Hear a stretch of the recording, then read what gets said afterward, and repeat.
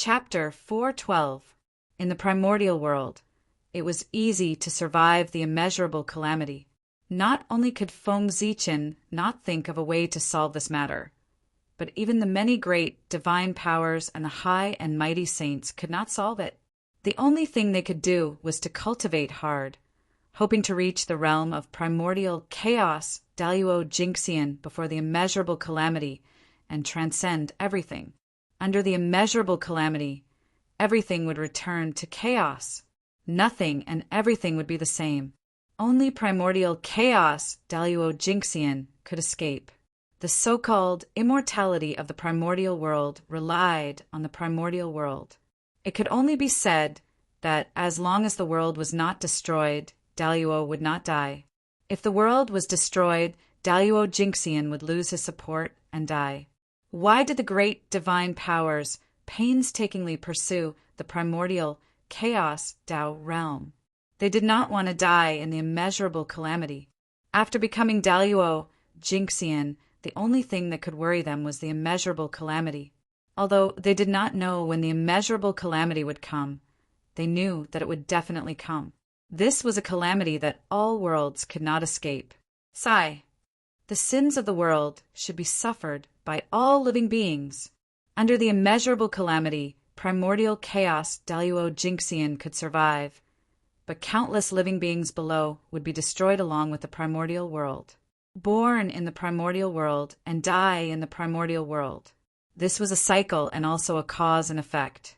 Unless the primordial world could be promoted to an eternal world, it could jump out of this cycle.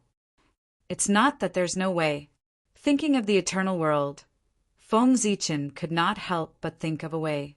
That was to continuously raise the level of the primordial world before the immeasurable calamity so that it could bear more karma and not be implicated by karma and enter the realm of the end. Although this method was somewhat like drinking poison to quench thirst, it was the only way Feng Zichen could think of. At the same time, this was also the method that the heavenly Tao was currently using.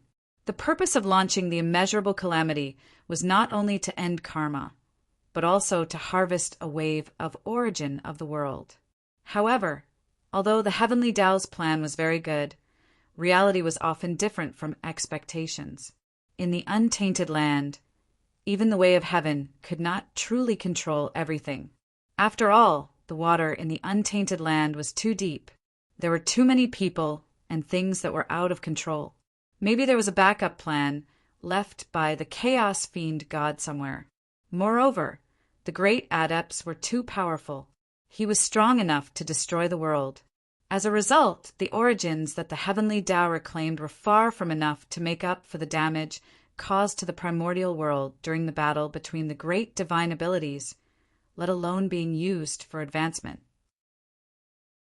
Therefore, after each cultivation tribulation, the untainted land, which was supposed to be stronger, became weaker. From this, it could be seen that having too many powerful beings was not necessarily a good thing. If they were to really cause a ruckus, perhaps the world would be destroyed by them before the immeasurable calamity arrived. Therefore, if Feng Zichen wanted to upgrade the level of the untainted land, the first thing he had to do was to strengthen the untainted land so that it could withstand the impact of the great mediums. Of course, Feng Zichen could not do this. Even Dao ancestor Hong Jun could not do it. He was the Daluo Jinxian who was still thousands of miles away from the primordial chaos Dao realm. If he wanted to do it, wouldn't he be dreaming? However, although Feng Zichen could not do it, Pangu could. The Tree of World was prepared for this. This was the backup plan that Pangu had prepared for the untainted land. Every time he thought of this, Feng Zichen admired Pangu in his heart. When the untainted land had just been created, he had seen all kinds of things in the future and left a solution. How could such a realm and such strength not be amazing? It seems that the matter of upgrading the Tree of World can't be delayed any longer. I have to hurry up and upgrade its strength to the primordial chaos Dao realm. Thinking of this, Feng Zichen had a headache. If the Tree of World wanted to support the untainted land, it had to be at least at the primordial chaos Dao realm. Otherwise, no matter how extraordinary its essence, was, it would be crushed under the heavy pressure of the untainted land. It would be difficult for it to support the untainted land, but the primordial chaos Tao realm. How could it be so easy? Feng Zichen had spent so many treasures, but he had only managed to upgrade the level of the Tree of World to the half-step primordial chaos Tao realm. After that, no matter what price he paid, it was like a clay ox entering the sea. The level of the Tree of World did not change at all. It was useless. Although the half-step primordial chaos Tao realm and the primordial chaos Tao realm were only half a step apart, the difference was like heaven and earth. One was detached from everything and smiled at the changes of time. The other was still struggling in time and space. It was restricted by heaven and earth and could not transcend. It was too difficult to advance. It was not enough to rely on treasures. It needed more opportunities. What the Tree of World lacked was opportunities. It was not just the Tree of World. In the untainted land, all the great mediums who had reached this realm lacked opportunities. Once the opportunity arrived, they could be reborn and achieve the primordial chaos Tao realm that transcended everything. I wonder what opportunities the Tree of World lacks. There's not much time left for me. At this time, even Feng Zichen could not help but feel a little anxious. With the establishment of the 6 paths of reincarnation, the shaman-demon tribulation was not far away. If he did not think of a way to upgrade the level of the Tree of World, when Mount Buzhou broke, the Tree of World would not be able to support the untainted land. Then he would end up miserable. Ever since Feng Zichen obtained the seed of the Tree of World, he had received countless benefits. Moreover, these benefits were each greater than the other. It was not an exaggeration to say that he had become who he was today. However, if these benefits were really calculated, it could be said that Pangu had paid him in advance. It was his reward for cultivating the Tree of World. Originally, these benefits should have been given to Feng Zichen after the Tree of World reached the primordial chaos Tao realm. However, Pangu felt that it was not easy for him to cultivate. It was too difficult to cultivate the Tree of World, so he paid him in advance. However, if Feng Zichen did not cultivate the Tree of World to the primordial chaos Tao realm at the last moment, he would be in big trouble. Hiss! Thinking about the benefits he had received over the years, Feng Zichen could not help but feel his scalp go numb. A gust of cold air rose from the soles of his feet and rushed straight to his head, causing him to shiver uncontrollably. This karma was too great. It was so great that he could not bear it. If he really wanted to settle the score, it could be said that the more glorious he was now, the more miserable his future would be. No one would be able to save him. At that time, it would be difficult for him to die even if he wanted to. Just thinking about it was terrifying. No matter what, I have to think of a way to upgrade the level of the Tree of World. With a sudden shiver, Feng Zichen woke up from his terrifying expectations and said fiercely, he had to be afraid. If that really happened, he would have no future. The great Emperor of Ziwei, the great Emperor of North Star, the 6 imperial emperors of the Heavenly Court, the primordial chaos human emperor, they would all become illusions. It doesn't matter if there is no opportunity. Then find more innate sources. The quantity changes will cause a qualitative change. It will eventually succeed. After a while, Feng Zichen gradually calmed down and had an idea in his heart. After all, the Tree of World was a chaos spirit root. After all, it was different from the great mediums. It did not have any bottlenecks or anything like that. Even if there was no opportunity, it could rely on the unimaginable innate source or even the chaos source to forcefully upgrade to the primordial chaos level. The upgrade of the Tree of World was not as difficult as the great mediums. It only needed enough resources. Besides, it was said that the great battle between the liches and demons was not far away, but there was still some time. Perhaps during this period of time, the opportunity would arrive. F***ck, if it really doesn't work, at most, I'll destroy a few innate spirit treasures and let the tree of world devour them. That should be enough. For a moment, Feng Zichin thought fiercely in his heart. When people were forced into a corner, they could think of any way. In his anxiety, Feng Zichin forced him to think of a solution. Although the price to pay for this method was a little beyond imagination, it was indeed very feasible. In essence, innate spirit treasures were the same as Daluo Jinxian. They were both carriers of the great Tao of heaven and earth. The thickness of their sources was beyond imagination. If the Tree of World devoured them, it would definitely be able to upgrade to the primordial chaos level at the fastest speed. It was just that this method was a little painful to use. It could only be used as a last resort. Feng Zichin could be considered a little rich in the untainted land, but if he used this method, he would probably go bankrupt. But no matter what, this method was also a solution. It could be used as a backup plan. If he really could not think of any other way, he had to use it. For the future, for the path of Tao, he could give up all worldly possessions. Sigh. I hope there won't be such a day. With this method as a foundation, Feng Zichin's nervous mood eased a lot.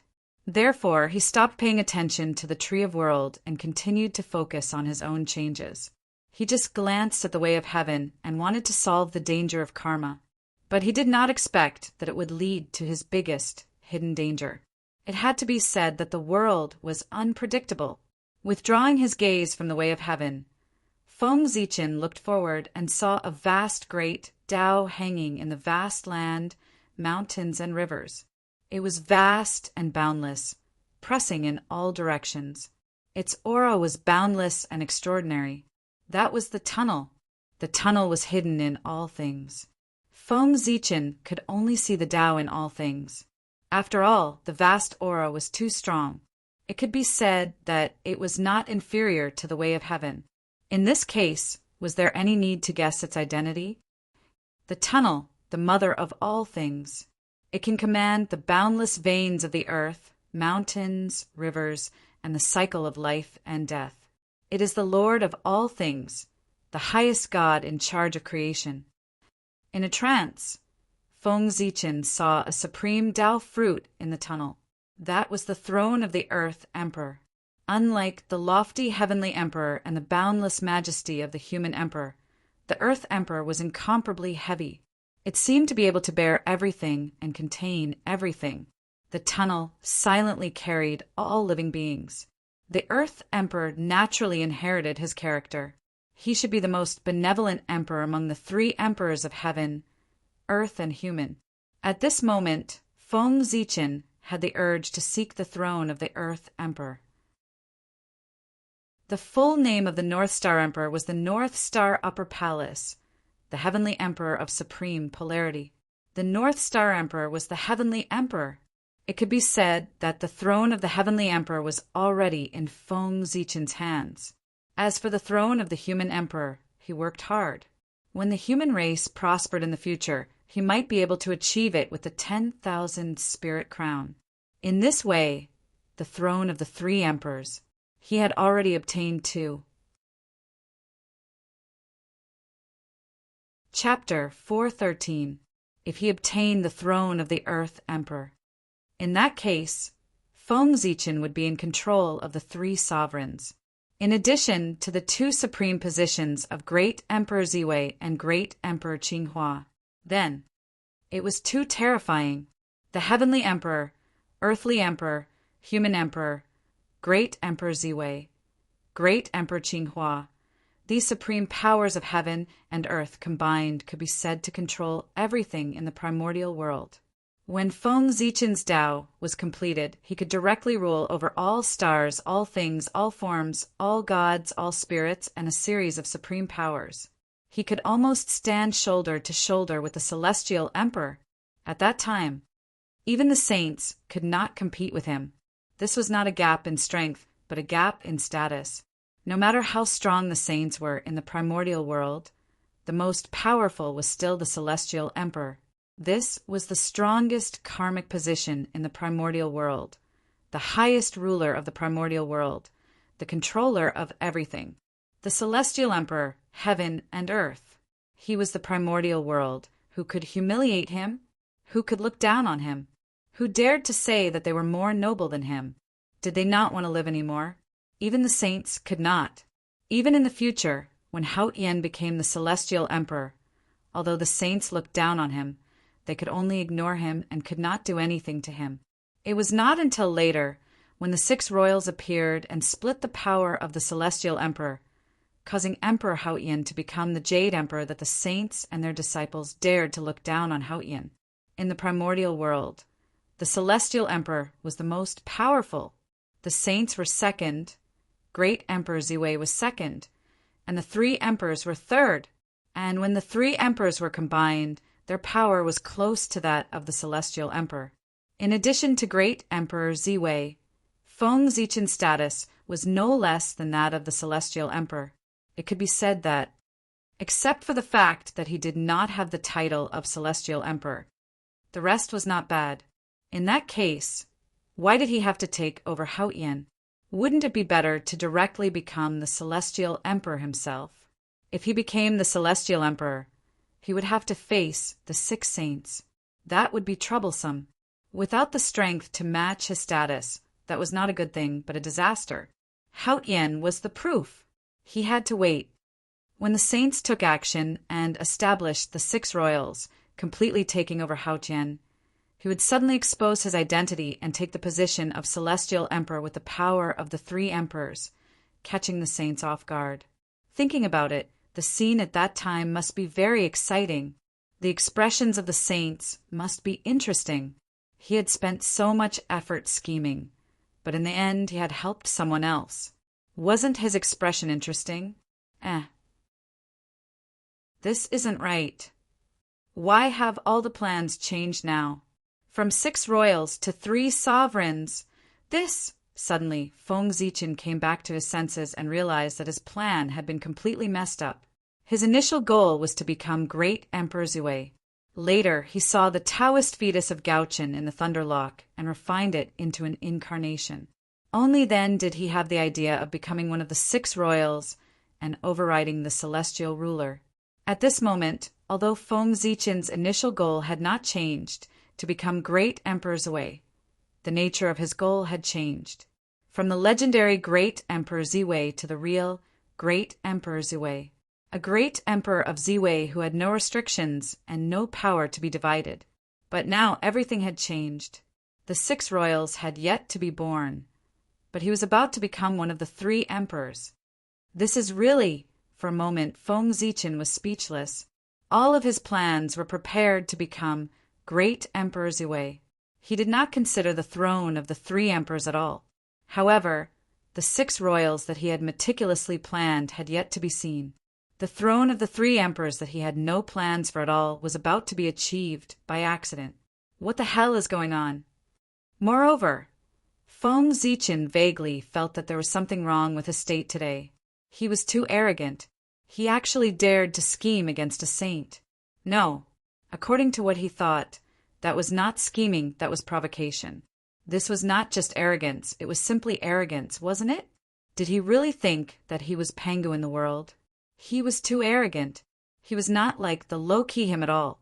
Feng Zichen, who came from the future, knew better than anyone else how powerful the saints were after the calamity of witches and demons. It was not an exaggeration to say that they had no opponents. How could such powerful them let a true celestial ruler be born in the primordial world and suppress them? Therefore, if anyone had this intention, they would immediately join forces to suppress them.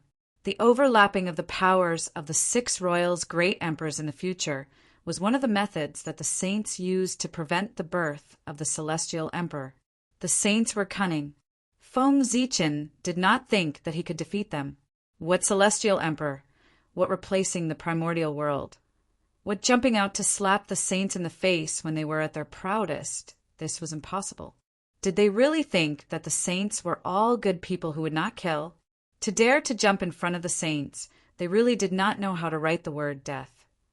Therefore, Feng Zichen was a man hiding in the shadows of the primordial world. Didn't Hao Jian like the celestial emperor? Then let him be. Use him to attract the firepower while he hid in the dark to scheme.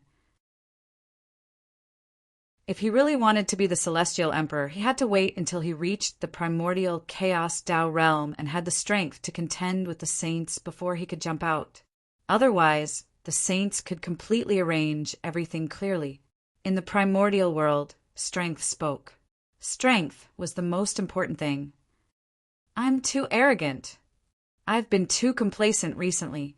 I've forgotten who I am and almost made a big mistake. Thinking about it carefully, Feng Zichen knew why he was arrogant. His journey had been too smooth. He had not encountered many hardships at all. Especially recently, he had easily achieved a series of successes and obtained a lot of benefits. Moreover, since his debut, almost all of his plans would succeed. It was simply his wish coming true. Success came too easily. It was inevitable that he would be arrogant and easily forget himself. He would feel that the world was nothing more than this. Feng Zichen had this, but he did not notice it. Or perhaps he noticed it and felt that it did not affect him, so he did not care. However, after the Lady of Earth turned into reincarnation, he calculated everything and caused this arrogance to reach its peak. It affected his mind and made him forget himself. If his cultivation had not improved greatly and he had not noticed that something was wrong, he would have suffered a great loss in the future. Phew! Pride makes people fall behind. Excessive pride would often cause great trouble. Feng Zichen knew this principle. Let's talk about the throne of the Earth Emperor in the future. After taking one last look at the tunnel, Feng Zichen withdrew his gaze. It was not bad to be greedy. He had enough burdens on his shoulders. With the addition of the throne of the Earth Emperor, it was a little too much. There was no time to plan. It was not too late to plan for the throne of the Earth Emperor after he had settled the matters on his body. Anyway, he was there and could not run away. It's the human path. Above the heads of all living beings, Feng Zichen saw the human path. He was protecting all living beings. It was because of his existence that there would not be a tragedy of great magical beings sacrificing countless living beings in the primordial world. He was the true guardian of all living beings. If one day the human path was no longer there, it meant that all living beings had died. He existed in the hearts of all living beings and existed with all living beings. Therefore, the human emperor born from the human path had boundless majesty. Internally, he used his majesty to subdue all living beings and lead them to prosperity. Externally, he used his majesty to suppress all living beings, intimidate all enemies, and protect all living beings. Human emperor, whether I can succeed or not depends on the future of the human race. In the future, if the human race prospered and redefined the human path, then Feng Zichen would naturally become the human emperor. If the human race fell, everything would be for naught. The myriad Tao of heaven and earth, billions of laws, and the origin of heaven and earth. Oh my God, this, after looking at the three paths of heaven, earth, and man, Feng Zichen looked around. This look gave him a fright. In the void, the myriad Tao appeared, and the rules of heaven and earth were clearly visible. In the deepest part of the void, in the center of the primordial world, the origin of heaven and earth also appeared. Everything was clearly presented in front of Feng Zichen. It was as if the entire primordial world had no secrets to him. Everything in this world was for him to explore. After staring at the great Tao for a while, the Tao runes in it automatically appeared in his mind. He turned his head and looked at the rules of heaven and earth. The true meaning in it also appeared in his mind. After turning his head, Feng Zichen looked at the mountains, the water, and the clouds. They were indeed different. In his eyes, the clouds were no longer clouds, the mountains were no longer mountains, and the water was no longer water. It was the innate Qi and the innate Tao pattern. All things were presented in front of him in their most primitive form, showing their essence. Seeing this, Feng Zichen seemed to have understood something. He first calmed his Qi and focused his mind, and then looked at the origin of heaven and earth. Swish! A bizarre scene appeared in front of Feng Zichen's eyes, pulling him into a wonderful world, showing him the evolution of the primordial world and the evolution of the universe. Is this the great Taoist priests? It's really a great fortune. No wonder it's said that if I become the great Taoist priests, I'm destined to become the primordial chaos Daluo Jingxian. Isn't that so? Under such conditions, if I can't become the primordial chaos Daluo Jingxian, I can just commit suicide and save myself from embarrassment. At this time, Feng Zichen understood that he had become the great Taoist priests. There was no sign of any phenomenon, and it was completed silently. At this time, all his changes were brought about by becoming the great Taoist priests. Feng Zichen hadn't felt the invincible power of the Daluo Jingxian for the time being, but he understood the origin of the Daluo Jingxian. After becoming the great Taoist priests, everything in the primordial world was no longer guarded against him. He could see the most essential primordial world.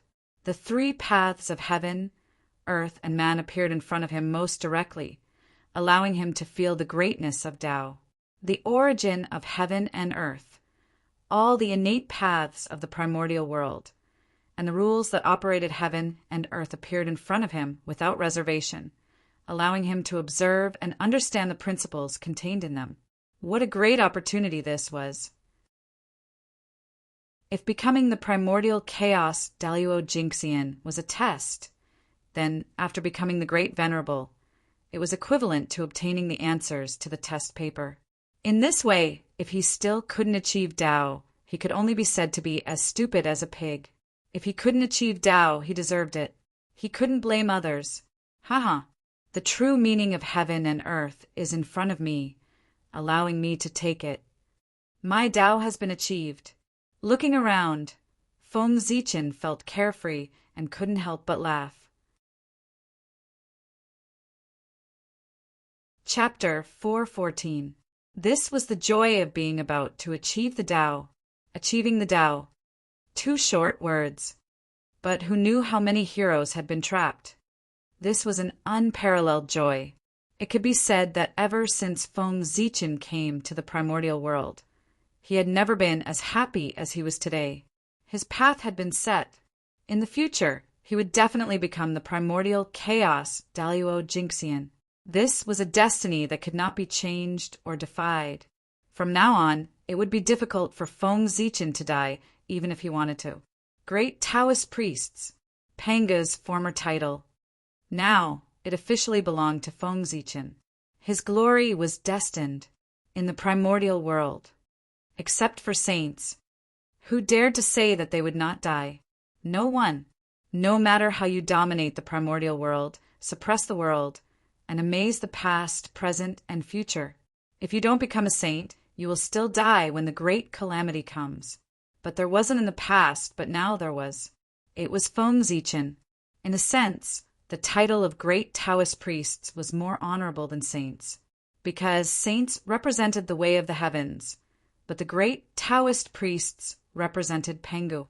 With this title, as long as the name of Pangu did not completely disappear in the primordial world, then, even if one day Feng Zichen accidentally died, he could still use it as a basis to reappear from the ashes. This was not a resurrection, but a reappearance. A complete reappearance, a reappearance in his peak state, returning to the world. Compared to Daluo Jingxian's self-resurrection, there was still a period of low spirits. It was obviously different. Such an ability was no different from that of saints. The only difference was the difference in strength. The great Taoist priest was so extraordinary. Otherwise, how could he be called a great sage? How could he be called Pangu so respectfully? It was because he didn't have this ability before, but after he hooked up with Pangu, he naturally had this ability. Even if he didn't have it, he had to have it. Pangu's strength was unparalleled since ancient times. From this it could be seen. Feng Zichen laughed for a long time before he gradually stopped laughing. However, he still felt incomparably carefree in his heart. He just wanted to let out a long howl to release the carefree feeling in his heart. In fact, he did so. Boom! That long howl was like the rumbling of thunder, and it even resonated with the essence of the world and the endless grand chaos, causing them to tremble together. This aura is great Taoist priests, sword ancestor, success. Such a huge commotion naturally alarmed those great mediums. However, before they could get up to investigate what had happened, they heard a long howl that rolled over. The power contained in the howl was not strong, but it made them feel a kind of throbbing in their hearts. It was as if they were facing some kind of great terror, and they felt a sense of danger. At this time they knew the great Taoist priests were born, those who could cultivate to the realm of great divine arts, which one of them wasn't an outstanding talent, which one of them wasn't a genius. Even if there was a gap between them, it wouldn't be too big. They were all in the realm of Daluo Jinxian. Only the legendary great Taoist priests could make them feel overwhelmed with just a long howl. It should be known that even when the Eastern Emperor Tai was invincible in the primordial world, he could not subdue them with a long howl without using the Bell of Chaos. In the primordial world, the one who could become the great Taoist priests was undoubtedly the primordial sword ancestor who had opened the flower of the heavenly path and the flower of the human path. What a great creation!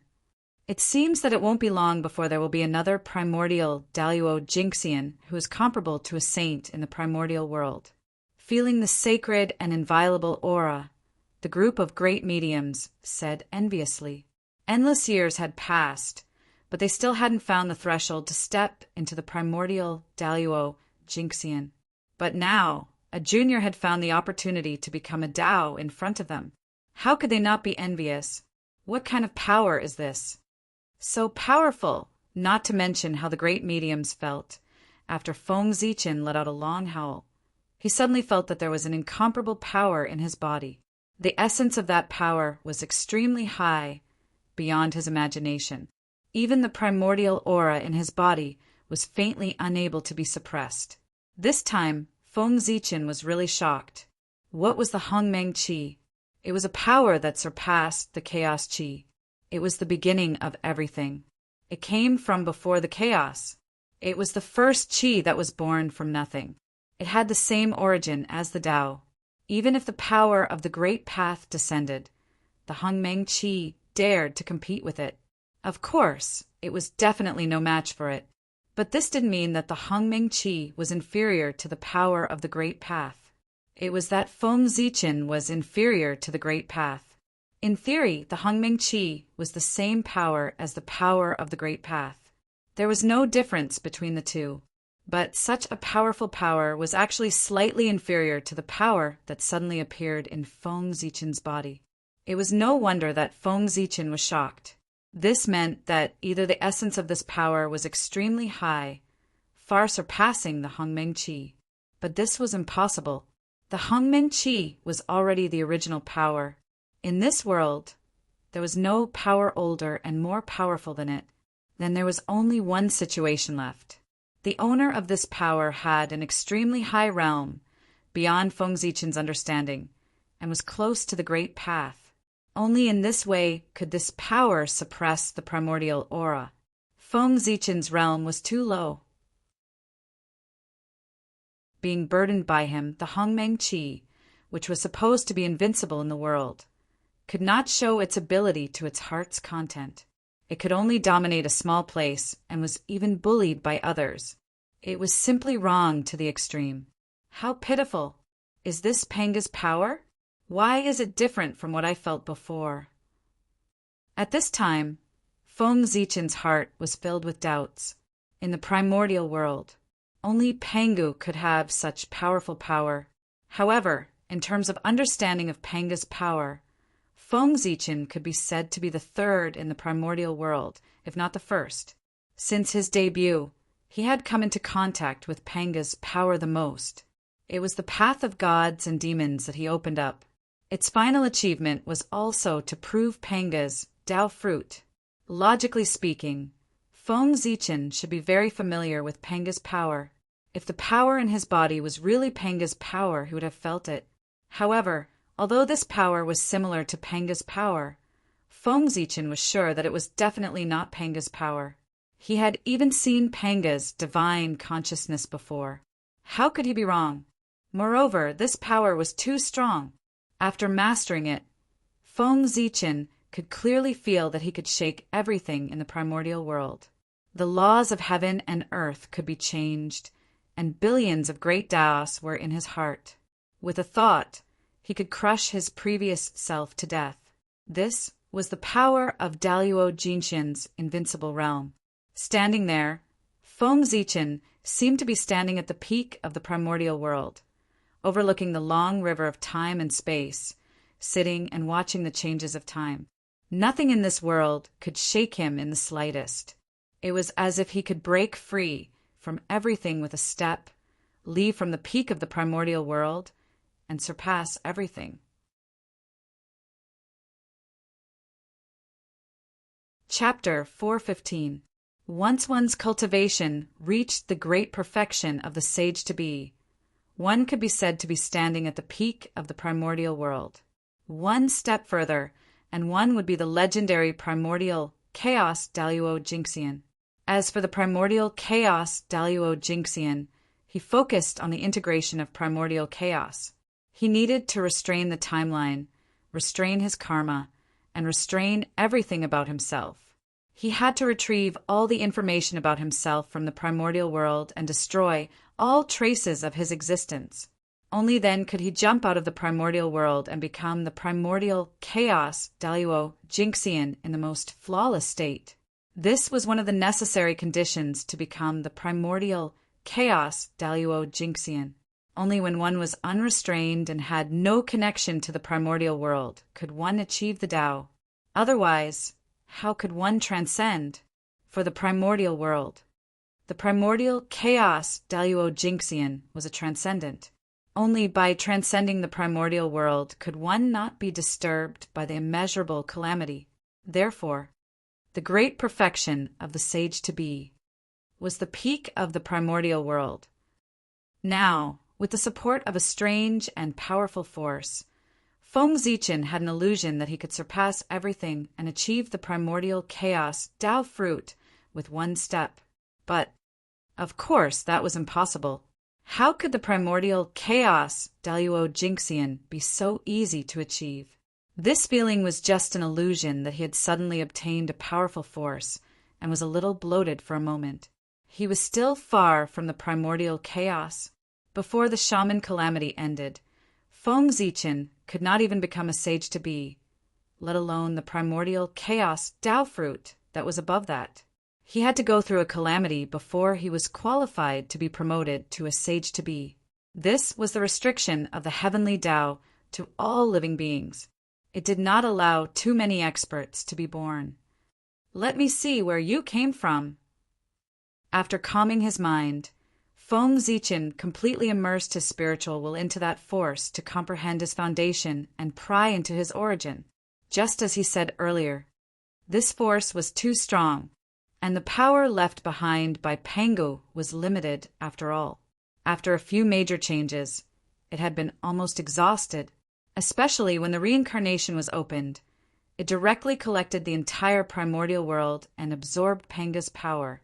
Primordial world. Panga's remaining power was gone. Even if it did, it wouldn't be this powerful. However, if this power did not belong to Pangu, then who did it belong to? Other than Pangu, who else in this world could possess such power?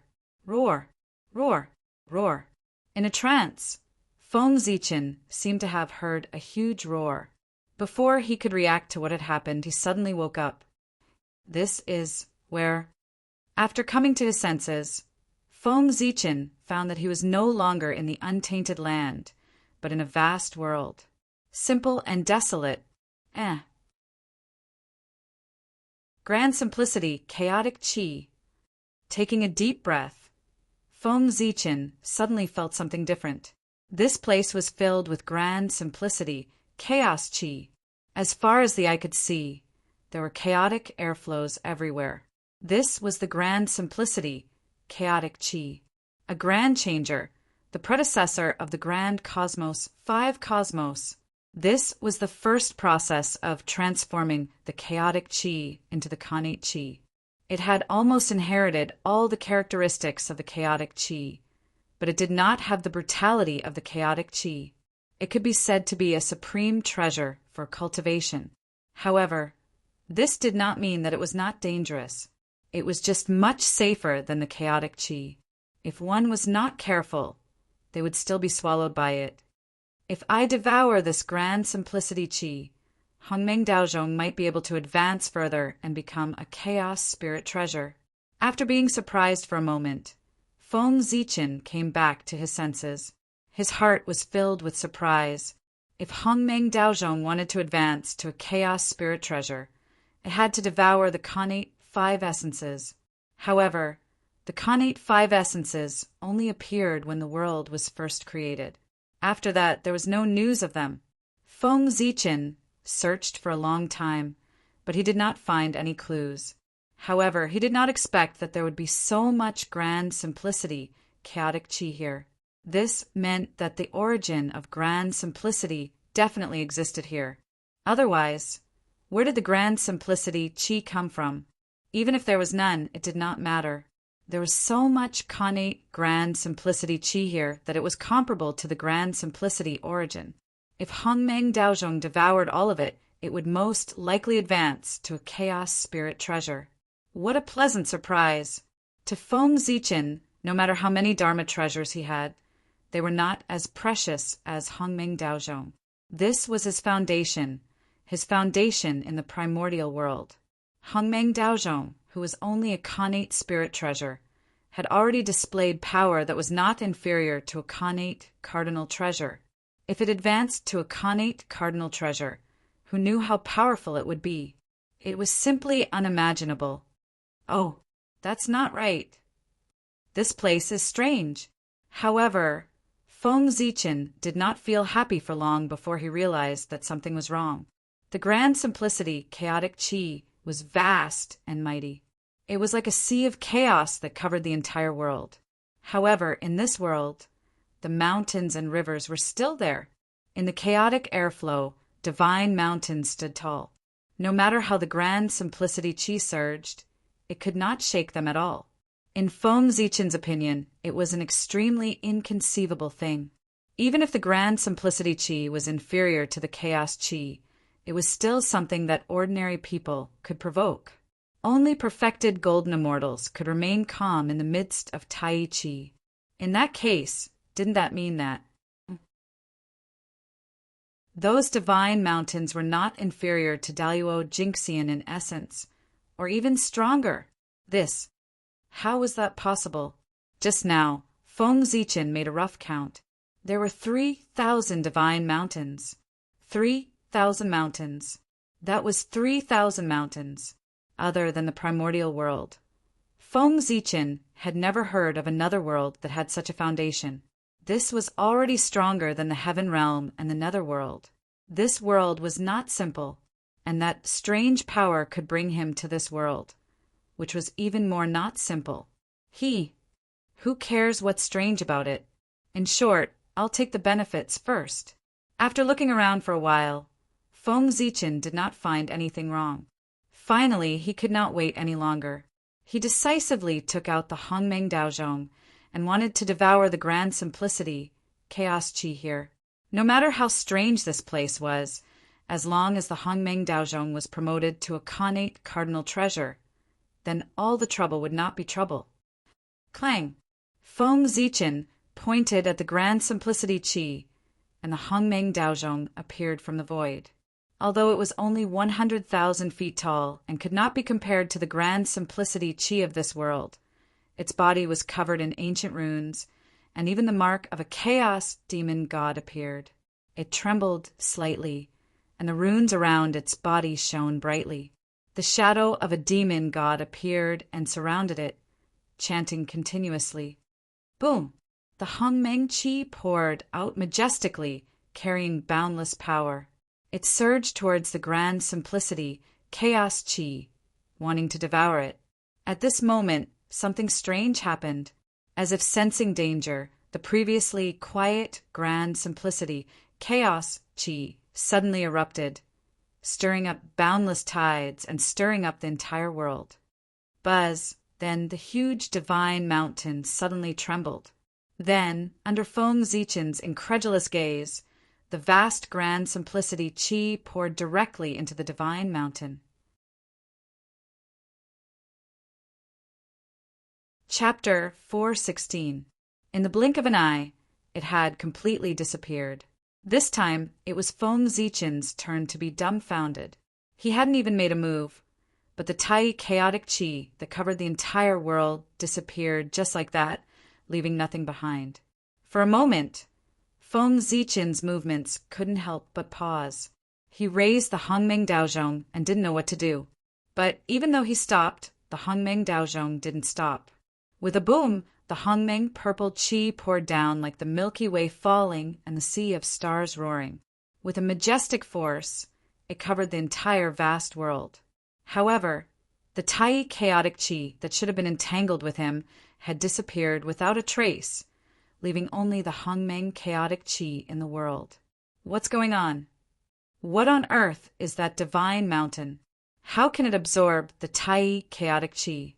Looking at the towering mountain peaks in front of him, Feng Zichen was a little surprised and doubtful. He didn't know the origin of that mountain.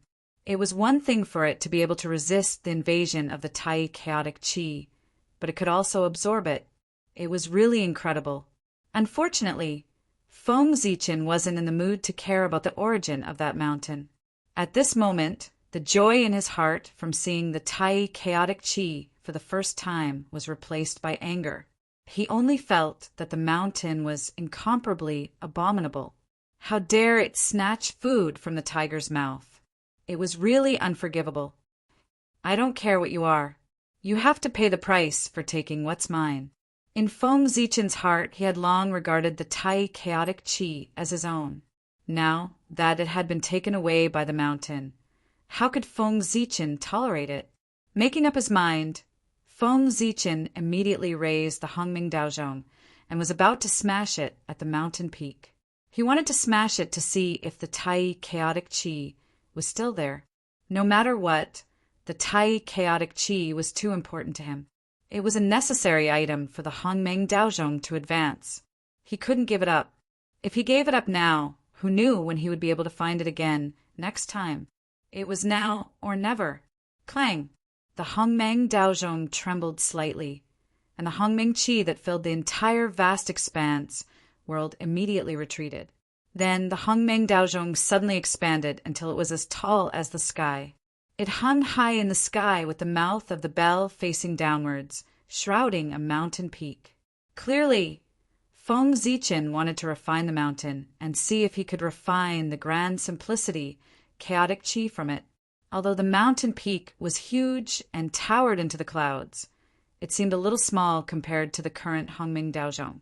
The difference between an ant and an elephant was more than enough to cover it. However, there was one thing.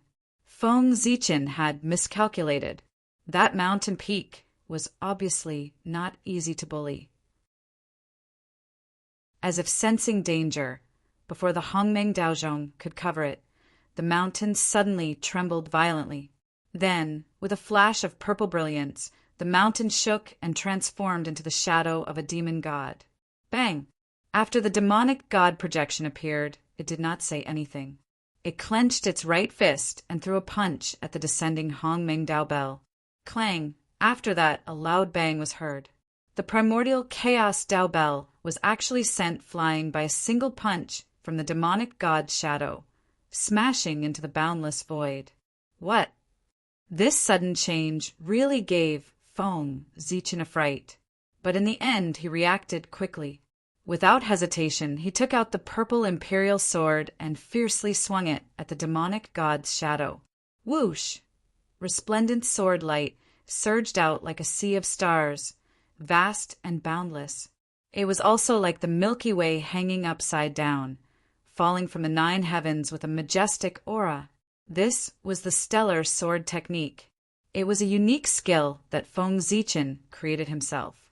It was a combination of the stellar path and the connate sword path. It represented his achievements in these two paths. Although this was not the most powerful skill that he had mastered, it was the most powerful one among the unique skills that he created himself. Its power was so great that it could kill Daluo Jinxian and severely injure a sage-to-be. Unfortunately, although Feng Zichen's skill was powerful, the demon god shadow was even more extraordinary. He smiled contemptuously, raised his right hand, and punched out again. Boom! Suddenly, a terrifying power came. It was almost endless. It swept across the entire void and directly shattered the starry sword light. And it did not slow down and went straight for Feng Zichen. Clang! At the critical moment, Feng Zichen called back the Hongmeng Daozhong from the void. It hovered above his head and blocked the terrifying attack. Chaos Demon God! He is the Chaos Demon God! After a round of fighting, Feng Zichen recognized the origin of the demon god that the mountain transformed into. Arrogant, domineering, fierce, and superior aura, as well as the charm of the great way flowing all over his body. What else could he be if not the legendary Chaos Demon God? Oh no, this mountain has turned into a demon god shadow. Doesn't that mean the other mountains may also turn into demon god shadows? Hiss! Suddenly, Feng Zichen seemed to have realized something. He looked at the other mountains and felt the terrifying aura flowing over them.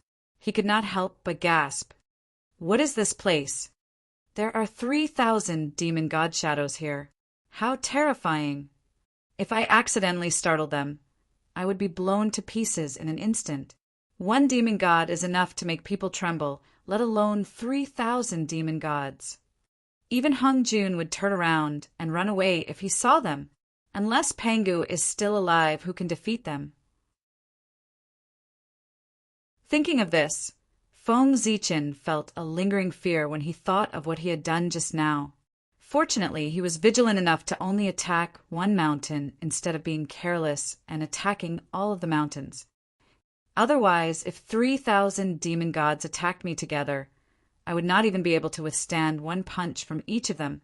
On the other side, seeing that Feng Zichen did not move, the demon god shadow moved and took the initiative to attack him.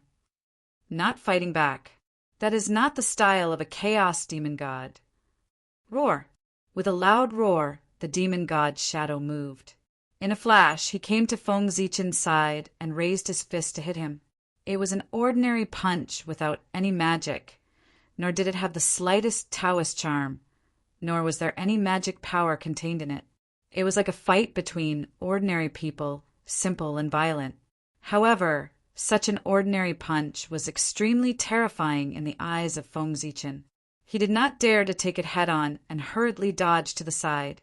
The most powerful means of a chaos demon god was not their magic power, nor their magic treasure, but their physical body, which was what they relied on to run rampant in the chaos. Their physical body, which had been polished by the chaos for countless years, was simply ridiculously strong. Even in the face of the attack of a chaos spiritual treasure, they could withstand it head-on.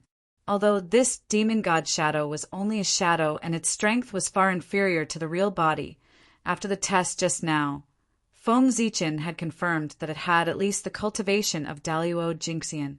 Moreover, what was even more despairing was that this shadow had everything that a chaos demon god of this realm had.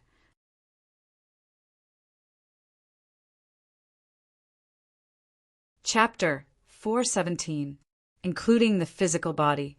In other words, the demon god phantom in front of Feng Zichen could be said to be a real chaos demon god. A demon god in the Daluo Jinxian realm. For chaos demon gods, this realm was the realm they could have when they were born.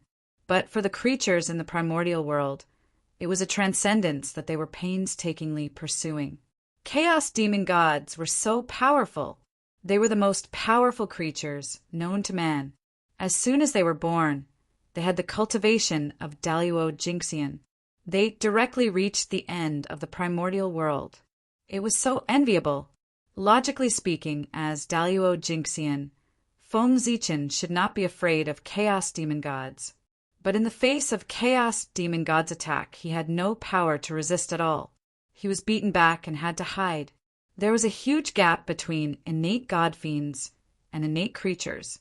Similarly, there was a huge gap between chaos demon gods and innate god fiends. And it was even bigger, like the difference between heaven and earth. How could a creature born of the innate origin compare with a creature born of the chaos origin? That was the difference in essence. Daluo Jinxian in the primordial world would encounter danger at any time if he was not careful after coming to the chaos outer realm. But chaos demon gods were different. They could freely travel in the chaos outer realm.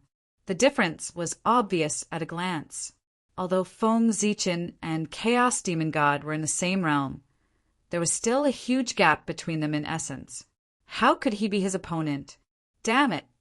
After retreating repeatedly, Feng Zichen was also angry. He could not help but use all his strength and punch the Chaos Demon God. Boom! After the punch, Feng Zichen only felt an irresistible force coming. His right arm made a cracking sound, and his body flew backward involuntarily. Bang! Tens of thousands of miles away, Feng Zichen smashed hard on the ground. The huge impact burst out, forming a huge pit with a radius of tens of thousands of miles around him. Hiss! This is too strong. Feng Zichen struggled to get up from the ground. He was still in disbelief. He knew that the Chaos Demon Gods were strong, but he didn't expect them to be this strong. He defeated him with a single punch. Rationally, he did not want to believe that it was true. However, the heart-wrenching pain that came from his right arm clearly told him that it was true.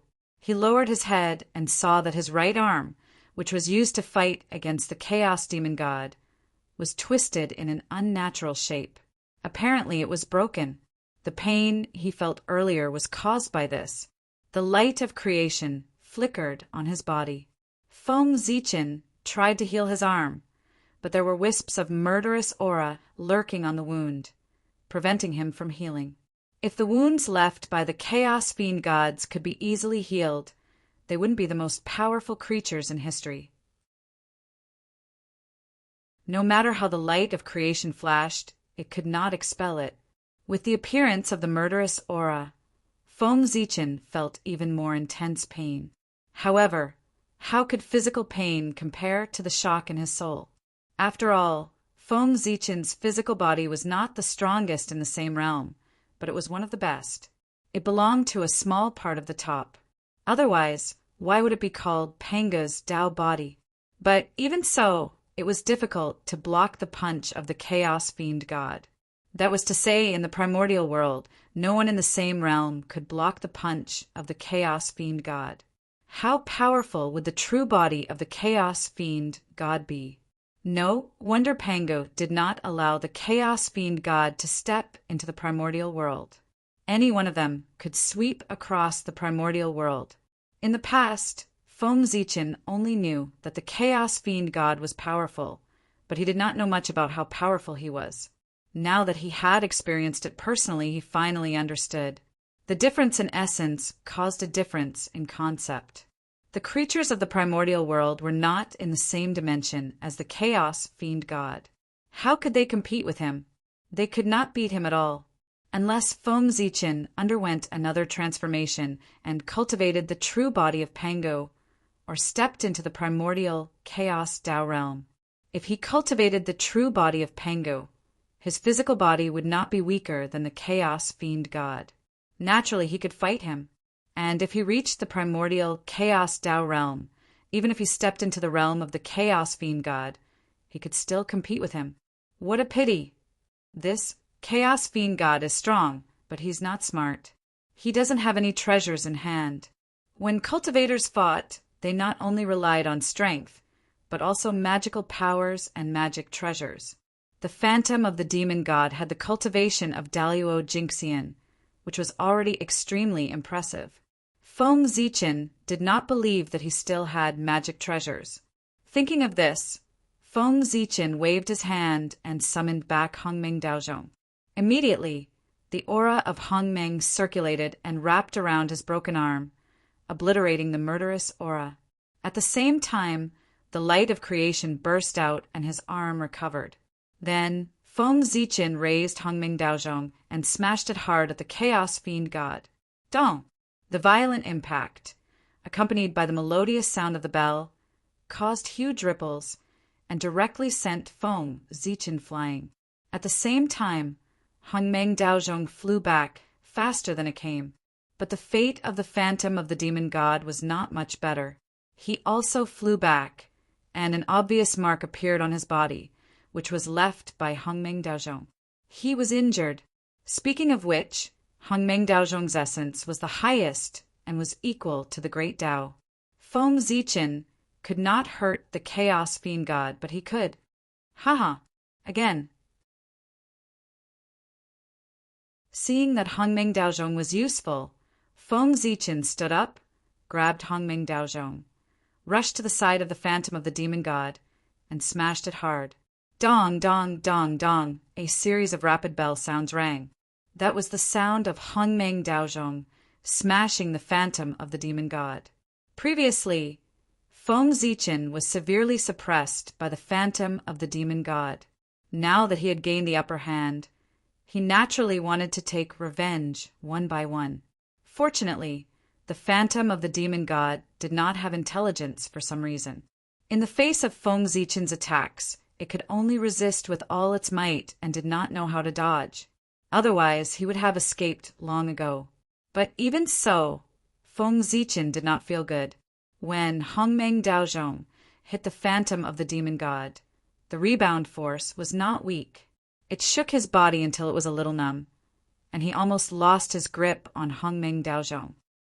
This body is too strong. After fighting for a while, Feng Ziqin was surprised to find that the phantom of the demon god looked very miserable. But other than more marks on his body, he did not suffer any serious injuries. In other words, after fighting for so long, he only made the phantom of the demon god suffer some superficial wounds and feel some pain. Nothing else.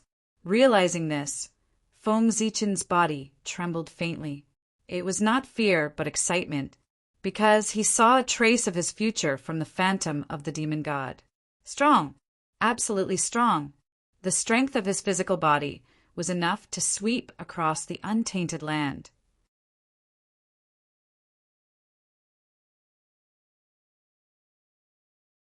Chapter 4:18. No one was more powerful than Pangu in the world. The body of the demon god of chaos could be invincible in the untainted land. What about Pangu's body? Absolutely invincible in the untainted land. When Feng Ziqin reached the primordial chaos and completed the shocking achievement of reverse refining Pangu's real body, he would be invincible in the untainted land with just his body alone. Just thinking about it was enough to make Feng Ziqin excited. What's more, this was something that could be seen in the future. Feng Ziqin saw such a future from the demon god phantom. He was destined to be invincible. It's time to end this. With his emotions surging, Feng Ziqin grabbed the primordial chaos Tao bell and slammed it down on the fiend celestial phantom. Clang! The melodious sound of the bell rang, stirring up ripples of time, simple and heavy. But in the ears of the demon god phantom, it was not the case at all.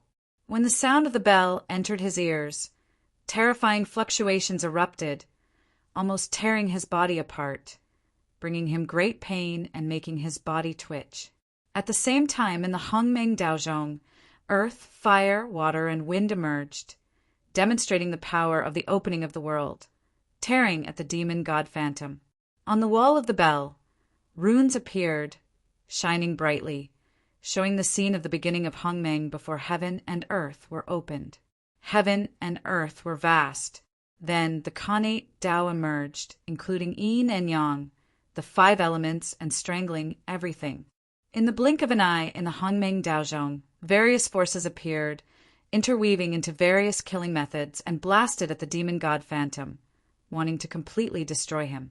At this moment, under the full power of Feng Ziqin, the power of the Hongmeng Daozhong was undoubtedly displayed. Terrifying power surged, and an unprecedented scene appeared. Roar! A huge roar came from the demon god phantom, accompanied by indescribable pain. Under the crazy attack of the Hongming Daozhong, his already broken body was even more broken.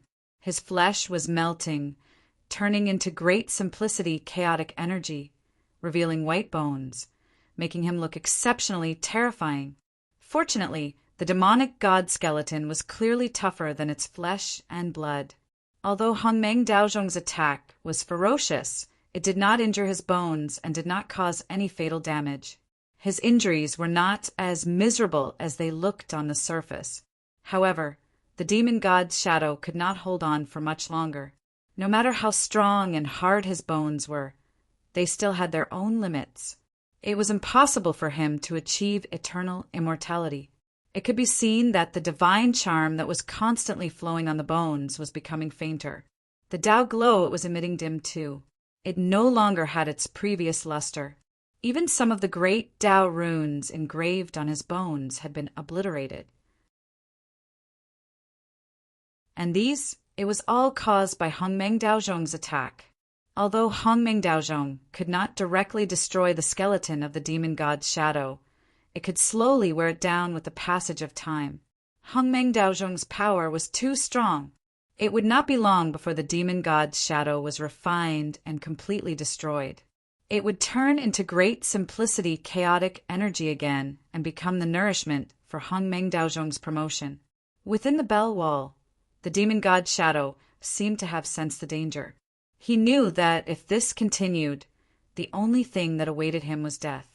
Therefore, he finally could not help but erupt completely. "Roar!" he roared and suddenly attacked Hongmeng Daozhong crazily. All kinds of great magic that Feng Zichen could not understand poured out of his hands and hit Hongmeng Daozhong one by one. It made his heart thud and tremble endlessly. Unfortunately, although Hongmeng Daozhong's background was unknown, it was definitely stronger than the Chaos Demon God. Just by looking at the level of an innate spirit treasure, it had the power that even an innate cardinal treasure could not compare to. One could tell that it was not simple. The hardness of its bell body was naturally stronger than that of the Chaos Demon God. The magic of the demon god's shadow hit Hongmeng Daozhong's body, causing a big commotion. The earth, fire, water, and wind were swept away, the innate Tao was shattered, and the Hongmeng Qi mass was destroyed. It was really fierce, but that was it. Although the commotion was big, there was no harm at all. It was completely unable to break the bell and could only be trapped in it, waiting for death to come. Moreover, with the attack of the demon god's shadow, Hongmeng Daozhong trembled violently. A powerful counterforce came, stronger than the magic of the demon god's shadow. It hit his body one after another, causing fatal damage to him. How could the mystery of Hongmeng Daozhong be described in a few words? Any attack that landed on his body would be countered with even greater power. Otherwise, how could he show his strength? Crack! The demon god's shadow did not understand this and immediately suffered a great loss. His incomparably hard divine bones were directly cracked by the huge counterforce. And as he attacked more and more, the counterforce increased, and the power of each attack was stronger than the previous one. When the demon god's shadow finished a set of magic, the counterforce had accumulated to a terrifying degree. A vast power erupted, sweeping everything and shaking the demon god's shadow into pieces. How pitiful! The invincible demon god's shadow was actually indirectly killed by his own magic. It was really lamentable. Otherwise, Feng Zichen would have to spend a lot of effort to kill him. This could be considered as saving him a lot of trouble. You still want to be resurrected. Disappear completely.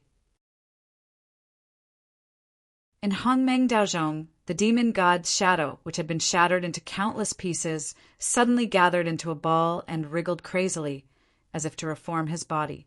Seeing this, Feng Zichen's eyes turned cold. He took out the human emperor's seal and smashed it toward Hongmeng Daozhong. It was not easy to shatter the demon god's shadow. How could he let it recover? Wasn't this looking for trouble for himself? Dong!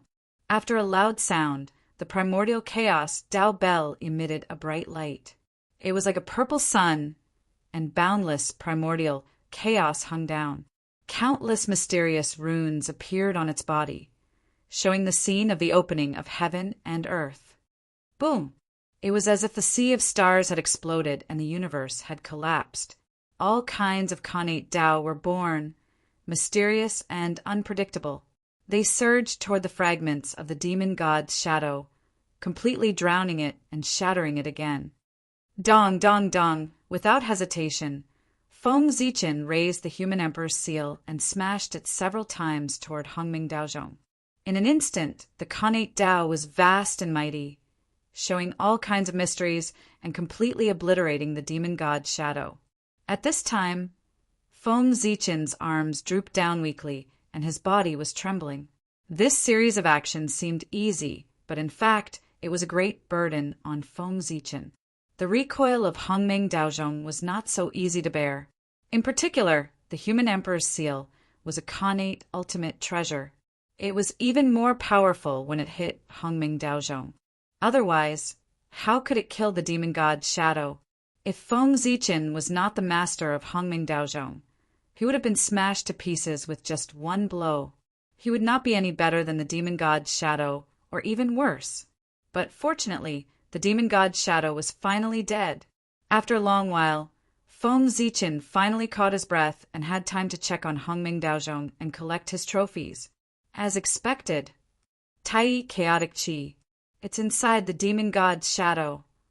He took out Hongming Daozhong and saw a black airflow floating in the bell. If it was not Tai Chaotic Qi, what else could it be? Then, Feng Zichen understood the origin of the demon god's shadow. That divine mountain. It carried the mark of the chaos demon god. It looked ordinary, but once it was in danger, it would absorb Tai Chaotic Qi and summon the demon god's shadow to kill the enemy. Refine. Shaking Hongming Daozhong lightly, Feng Zichen spat out a word coldly. Immediately, Hongming's qi surged out, drowning and devouring the Tai Chaotic Qi, turning it into nourishment for his own promotion. However, this ball of Tai Chaotic Qi was still too little. After completely devouring it, the primordial chaos Tao Bell did not obtain too many benefits. Other than its own spiritual light becoming brighter, there were no other changes. Of course, this result was not out of Feng Zichen's expectations. If it was so easy to obtain a primordial treasure, there would be more than a few in the untainted land. If one Tai Chaotic Qi was not enough, it did not matter.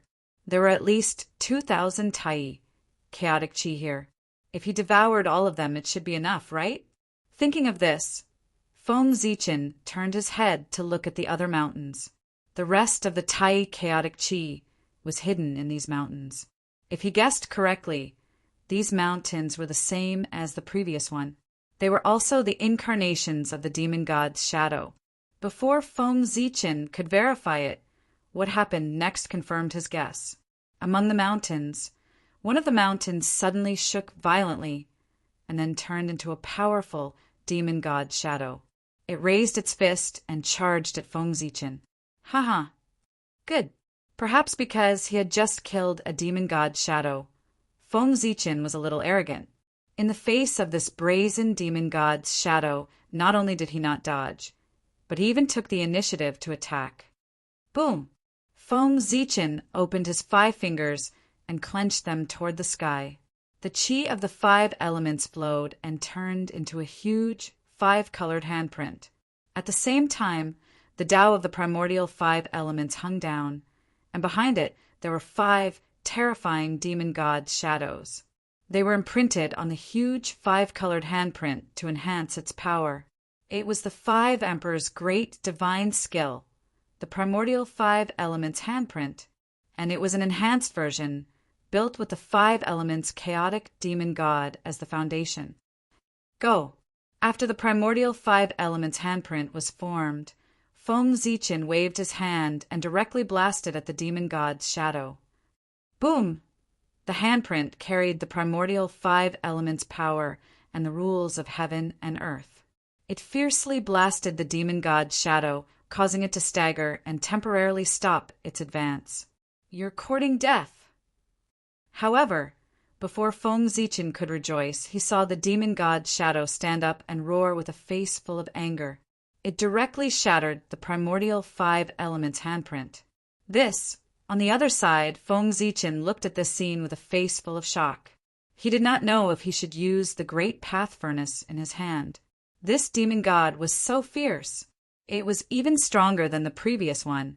The small arrogance that had been caused by killing the demon god's shadow disappeared without a trace at this moment. There was still an insurmountable gap between him and the chaotic demon god.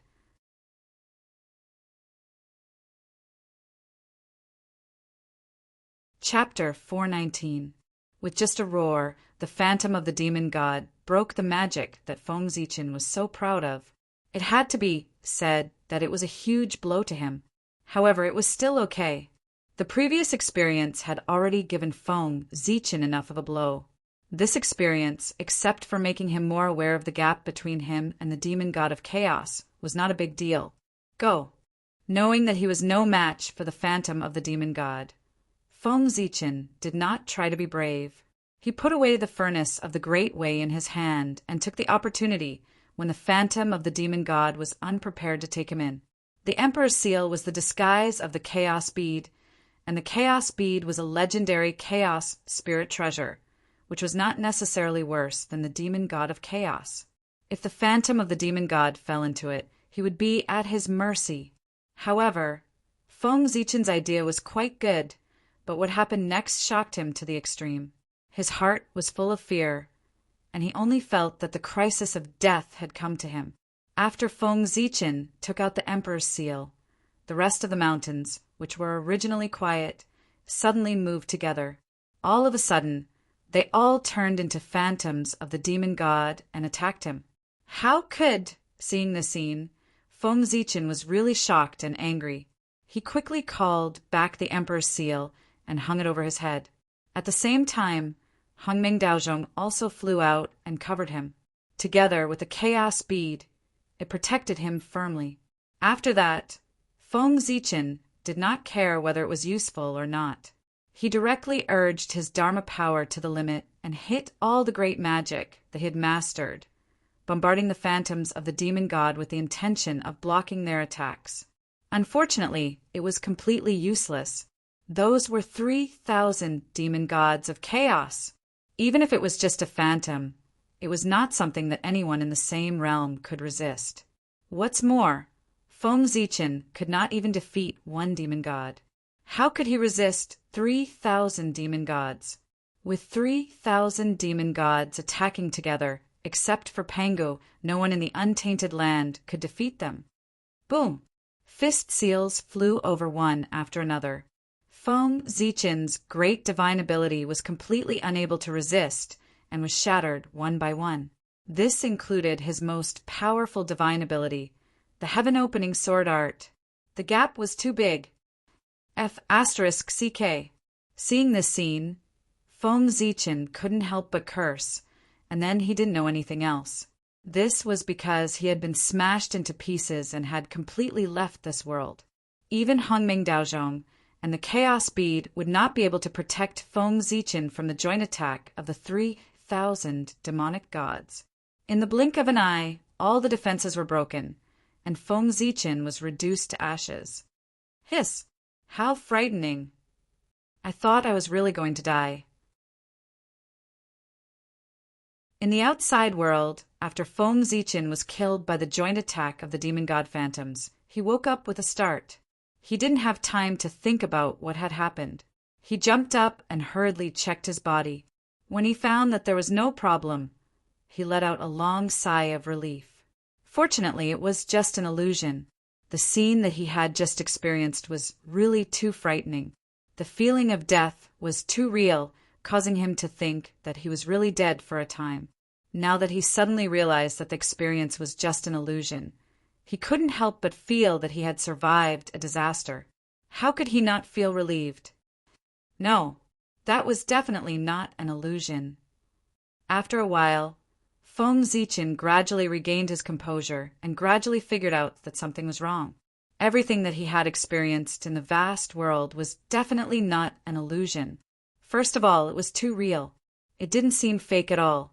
Second of all, at Feng Zichen's level, he could still distinguish whether it was real or fake. Finally, the most important thing was Feng Zichen flipped his hand and took out the Hongming Daozhong.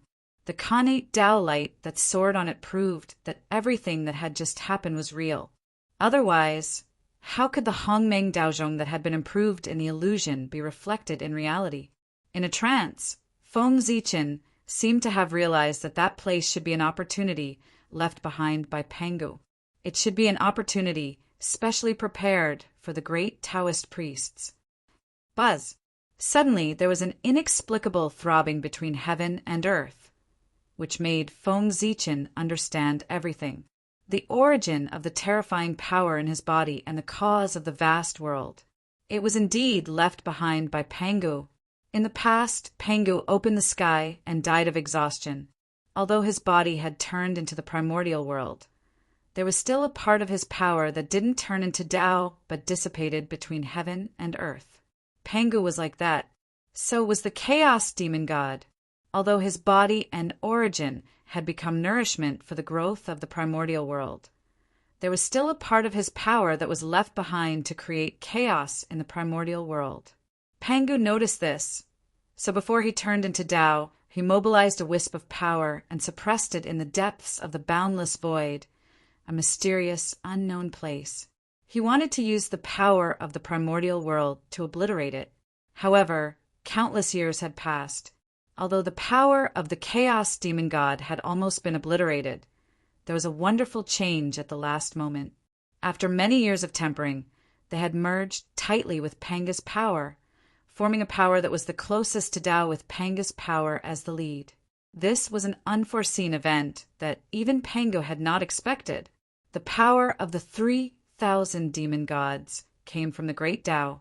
There were different manifestations of the great Tao. It was not an exaggeration to say that their combined power was the power of the great Tao. Moreover, the power that could still be preserved under the obliteration of the power of the primordial world was probably the purest part of it, the essence of it. Obliteration was only obliteration if used well. If not used well, it would become a training. It was a blessing, not a disaster. It was also because of this that this power could be preserved, because the power of the primordial world could no longer obliterate it. The essence was too different. However, the will of the chaos demon god was completely obliterated with the help of Panga's will. The rest, it was an extremely pure power of the great Tao. However, although its essence was extremely high, in reality there was not much left. It was far from being comparable to back then. After all, it had been obliterated for so many years. Therefore, Pangu had hidden it and treated it as an opportunity for the great Taoist priests. Today, by chance, it was obtained by Feng Zichen and became the foundation of his Daluo Jinxian's invincibility. That's right, the so-called invincibility of the Daluo Jinxian by the great Taoist priests was due to this power. The great Taoist priests was a Tao immortal, not a realm. Without the help of external forces, how could he have unparalleled combat strength? In addition, the so-called not much power left was compared to the power of the chaos demon god. Naturally, it was nothing. However, in the primordial world, it was a power second only to the primordial chaos Tao realm. Otherwise, it would not have been used as a reward by Pangu for the great Taoist priests. Moreover, this was not the greatest use of the power of the great Tao. Its greatest use was to help its master break through to the primordial chaos Tao realm. External forces were external forces, after all. Even if he could be brave for a while, he could not be unstoppable for a while. If he indulged in it, he would eventually be implicated by it. Panga's realm was high, so how could he not understand this point? Therefore, after leaving behind the power of the great Tao, he gave it another meaning, to help others break through to the primordial chaos Daluo Jinxian. It was definitely not a simple matter to attain the Tao. It was not something that could be achieved naturally when one's realm reached a certain level. It involved all aspects. Just like back then, when Feng Zichen wanted to break through to the primordial chaos Daluo Jingxian, he had clearly reached a certain level. But because of the lack of congenital origin, he had been unable to break through for a long time. The primordial chaos Daluo Jingxian's breakthrough also involved congenital origin, and it required more than one could imagine. The saints could attain the Tao so easily not because they had accumulated enough, but because the heavenly Tao had directly imbued them, saving them the time to accumulate. However, this was not without a price. One of the reasons why saints could not break free from the heavenly Tao. Feng Zichen, on the other hand, did not have such concerns.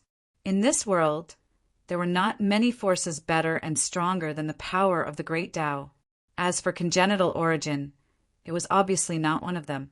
When his realm reached a certain level, Feng Zichen only needed to refine the power in his body to accumulate enough origin and naturally become the primordial chaos Daluo Jingxian. Otherwise, if he relied on his own accumulation, how long would he have to wait? In theory, if he wanted to attain the Tao, he had to accumulate dermic powers for an immeasurable number of tribulations. From this, it could be seen how difficult it was to attain the Tao. After becoming the great Taoist priests, Feng Zichen could be said to have taken advantage of everything. The path to attaining the Tao had already been paved, and he was just waiting for time to pass. If news of this spread, countless people would be envious. As for the vast expanse world, its background was even greater. It had something to do with Pangu suppressing the river of time and space. The realms of Pangu and the 3,000 demon gods were unfathomable and beyond imagination. They had already reached a realm that could not be explored. The impact of the battle was naturally shocking. It was far from being as simple as it seemed. The process of the battle had long been deeply imprinted at the end of time and space. No one knew the beginning or the end, and it had been preserved since ancient times.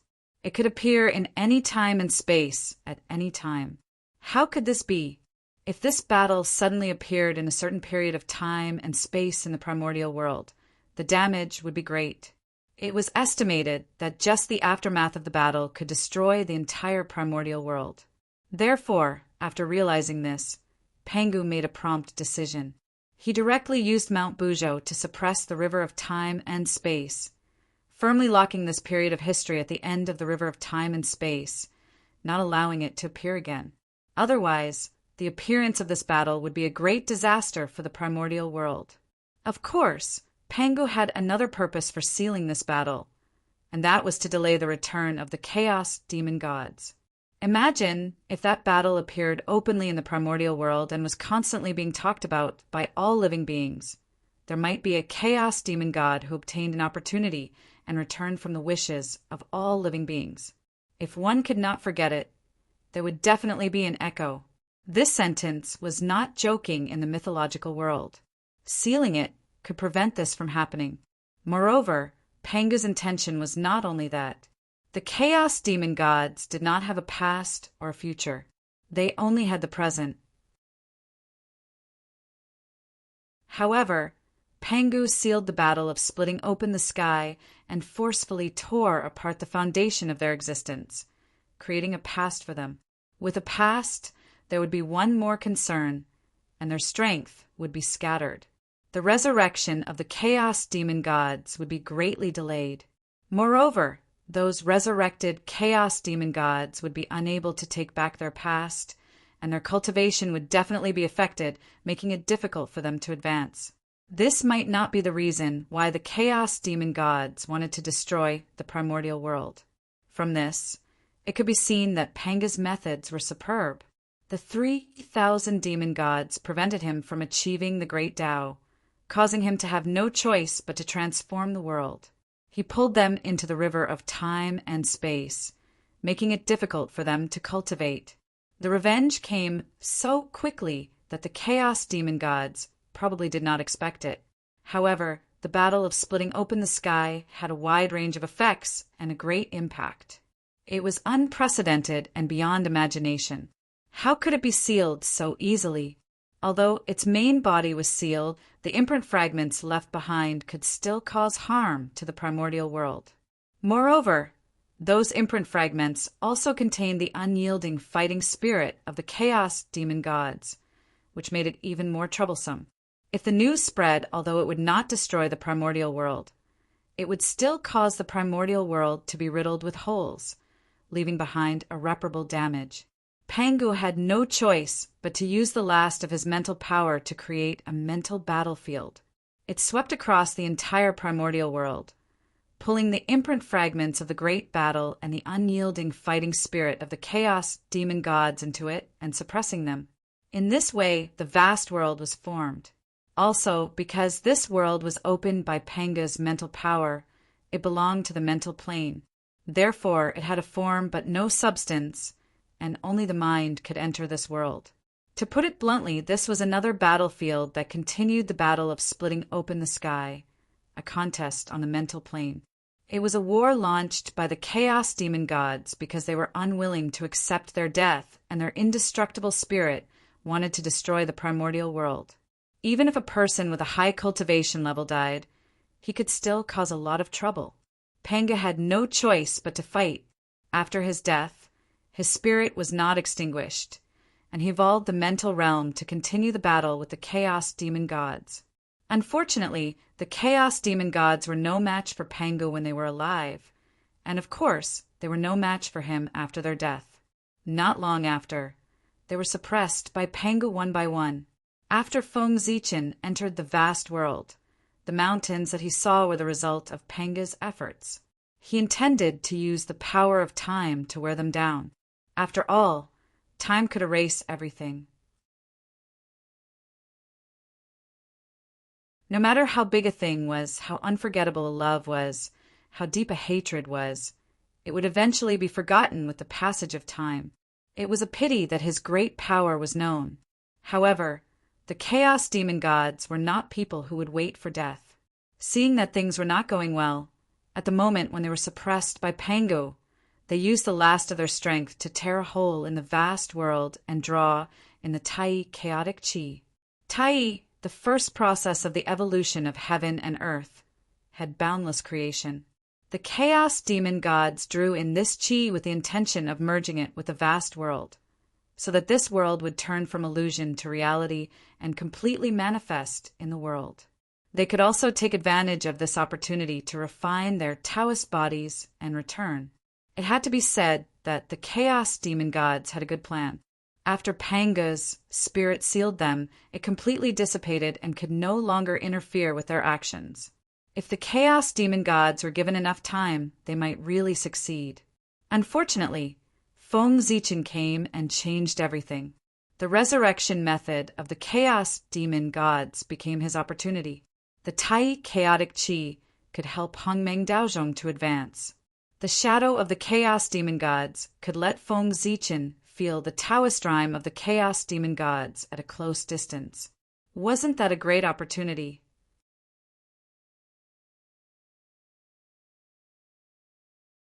Chapter 420. In fact, if one thought about it carefully, it might have been Panga's plan. Cultivation was not enough to rely on hard work. One had to apply what they had learned. Blindly cultivating was like building a cart behind closed doors. Sooner or later, one would fall behind others. Otherwise, how could one have great achievements? Only by applying what they had learned and using their own Tao to verify the heaven and earth could one continue to improve. Pangu might have left this spiritual battlefield with the intention of training his successor. After Feng Zichen became the great Taoist priests, there were no more secrets in the primordial world to him. The Khanate Tao and the rules of heaven and earth were all clearly visible. He could enter the state of enlightenment at any time and feel the mysteries of heaven and earth. It could be said that from now on his cultivation was like the help of heaven. His rapid progress was considered slow. However, these could only increase his cultivation and make his realm advance by leaps and bounds. It could not increase his combat strength by much. In the primordial world, although realm was important, it did not mean that combat strength was not important. Realm determined the upper limit. But combat strength determined life and death. With a high realm, but no corresponding combat strength, one usually could not live long in the primordial world. After all, on the path of cultivation, it was inevitable to engage in life and death battles with others. If the realm difference was big, it was fine. One could easily win by suppressing others with realm. However, if the realm difference was not much, then the importance of combat strength would be reflected. Whoever had the higher battle prowess would be able to win or even kill their opponent. Just like back then, as Daluo Jinxian, Dong Huang Tai could be the best of his generation and be invincible in the world. It was because his combat strength was unparalleled in the world. In the spiritual battlefield, there was the existence of the demonic god's shadow. Feng Zichen entered and wanted to obtain the Tai chaotic chi. He had to fight with it. Although Feng Zichen was no match for the demonic god's shadow, fighting with it would be of great benefit to him. Every move of the demonic god's shadow was in harmony with the Tao. A casual attack was a great magical power that contained the charm of the great Tao and supreme creation. Feng Zichen's confrontation with them could be used to sharpen his supernatural powers and transform them beyond the scope of the primordial world. Moreover, if he could comprehend some mysteries from the magic of the demonic god's shadow, there would be indescribable benefits. Training in the spiritual battlefield could completely make up for Feng Zichen's lack of actual combat experience. Even if he was no match for the phantom of the demon god, he could only rely on Hongming Daozhong to fight it. However, Dharma treasures were also a part of one's strength. Being able to win was a good method. Moreover, Feng Zichen's strength was not constant. As he continued to fight with the demonic god's shadow, he would definitely transform and become stronger. He believed that, in the end, Feng Zichen would definitely be able to kill the demon god phantom with his own strength without the help of any magic treasures. The power of the great Tao allowed Feng Zichen to have the invincible power of Daluo Jinxian. The spiritual battlefield could allow Feng Zichen to continue to transform and finally obtain a heart that matched his strength. The two complemented each other. When the two were combined, Feng Zichen could achieve the realm of primordial Daluo Jinxian in the most perfect state. It had to be said that the means left behind by Pengu were really amazing. He could create a primordial Daluo Jinxian at the fastest speed. Just this proved how powerful he was. The primordial Daluo Jinxian, who was at the peak of the primordial world, could be created just like that. It was really amazing. Rumble. In Feng Zichen's body, the power of the great Tao suddenly became restless. A very small part of the power completely integrated into his body and became a part of his power. Seeing the scene, Feng Zichen was slightly surprised. Such a situation had never happened before. One had to know that the power brought by the karmic rank, whether it was the power of destiny, the power of heaven and earth, or other forces, were all external forces that were borrowed from heaven and earth. They did not come from his own hard work and did not belong to him at all. In general, this was the power that he only had the right to use, but not ownership. He could use this power to fight against enemies, to assist in cultivation, and to do many things. However, he could not refine it and turn it into his own power. This was the power of heaven and earth, which he had borrowed. If he took it for himself and harmed heaven and earth to enrich himself, wouldn't he be afraid of being punished by heaven? Therefore, even though Feng Zichen's body had all kinds of powers that could quickly increase his strength, he did not dare to refine it. That was exactly what he was afraid of. But now, the power of the great Tao had actively integrated into his body and become a part of his power to increase his strength. This was something that Feng Zichen did not expect. Yes, I see. After deducing in his heart for a while, Feng Zichen gradually understood. The power of the great Tao was originally the power that Pengu had prepared for him. It was the power to help him break through the primordial chaos Daluo Jinxian. So, this power originally belonged to him. He could refine it without worrying about the punishment of heaven. As for why the power of the great Tao would take the initiative to separate a part of it and integrate into Feng Zichen's body, it had something to do with killing the demon god Shadow. Although this power of the great Tao was mainly based on Penga's power, he only occupied a very small part of it. More of it was the power of the 3,000 demon gods. And this power had an inexplicable connection with the demon god Shadow in the spiritual battlefield. Therefore, when Feng Zichen killed the demon god Shadow, the power of the great Tao had a reaction. The power that belonged to this demon god Shadow lost its existence. It automatically integrated into Feng Zichen's body. What is this? Passing the game? There's a reward for passing every level. After thinking about it, Feng Zichen felt that this scene was somewhat similar to some of the passing games in the later generations. Every time he killed a demon god Shadow, it was like passing a small level, and he would receive a corresponding reward. After killing all the demon god Shadows, he would be considered to have passed the level and would receive the final reward, Primordial Chaos Tao Fruit. After killing all the demon god Shadows, the power of the great Tao would be completely controlled by him. At that time, it would be time to break through to the primordial Chaos Tao realm. This is interesting. No matter what, Feng Zichen had one more reason to kill the demon god Shadow, whether it was for the promotion of Hongmeng Daozhong or for his own breakthrough. He would definitely kill the demon god Shadow. As for safety, Feng Zichen was not worried about this. The spiritual world where the demon god Shadow was located was a spiritual world, not a real world. The battle, there was a spiritual confrontation. Even if he died, he would not suffer much damage and would not affect his body. At most, his mind would be damaged, and his spirit would be sluggish for a period of time. Moreover, the spiritual world was not as simple as it seemed on the surface. With 3,000 demon gods gathered together, how could Penga be at ease? He must have other tricks up his sleeve. Faintly, in the depths of the spiritual battlefield, Feng Zichen felt a familiar and powerful force. That was the power that belonged to Pengu. Even if it wasn't, it had something to do with Pengu. What was hidden in the depths of the spiritual battlefield?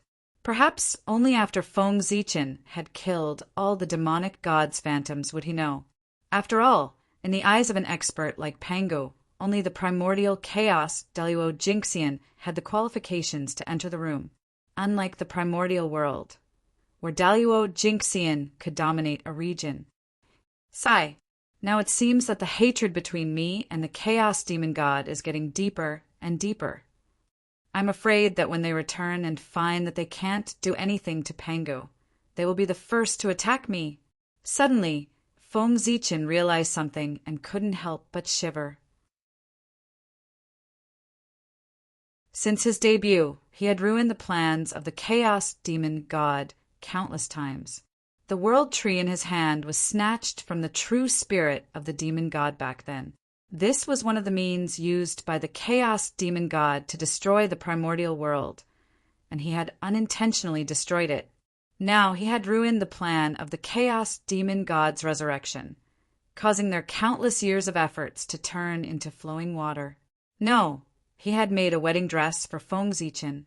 The Tai Chaos Chi was brought in from the outer realm by the Chaos Demon God for resurrection, but it was swallowed by Hongmeng Daozhong and became the nourishment for his growth.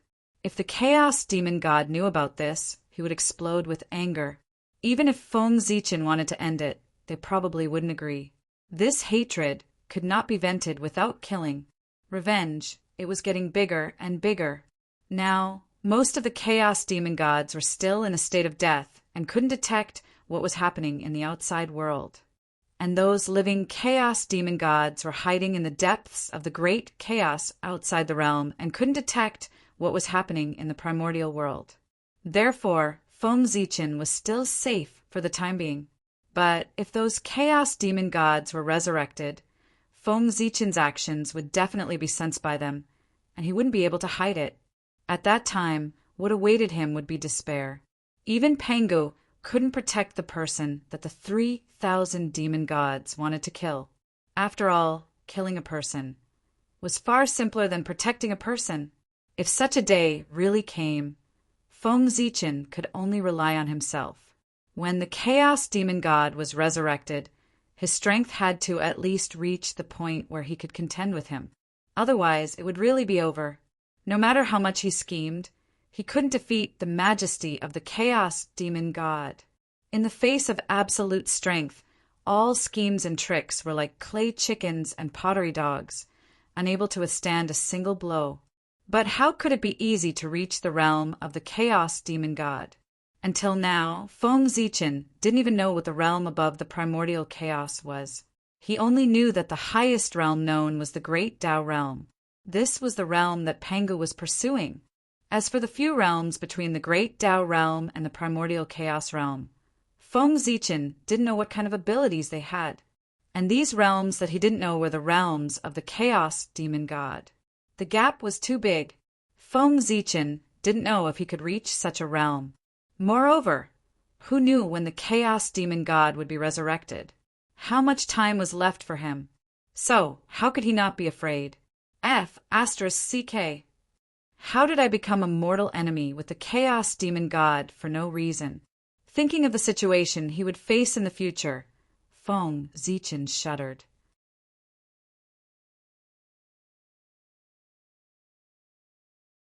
Chapter 421.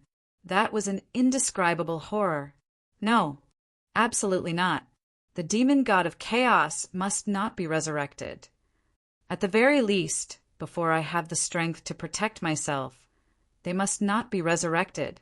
As his thoughts raced, Feng Zichen made a decision in his heart.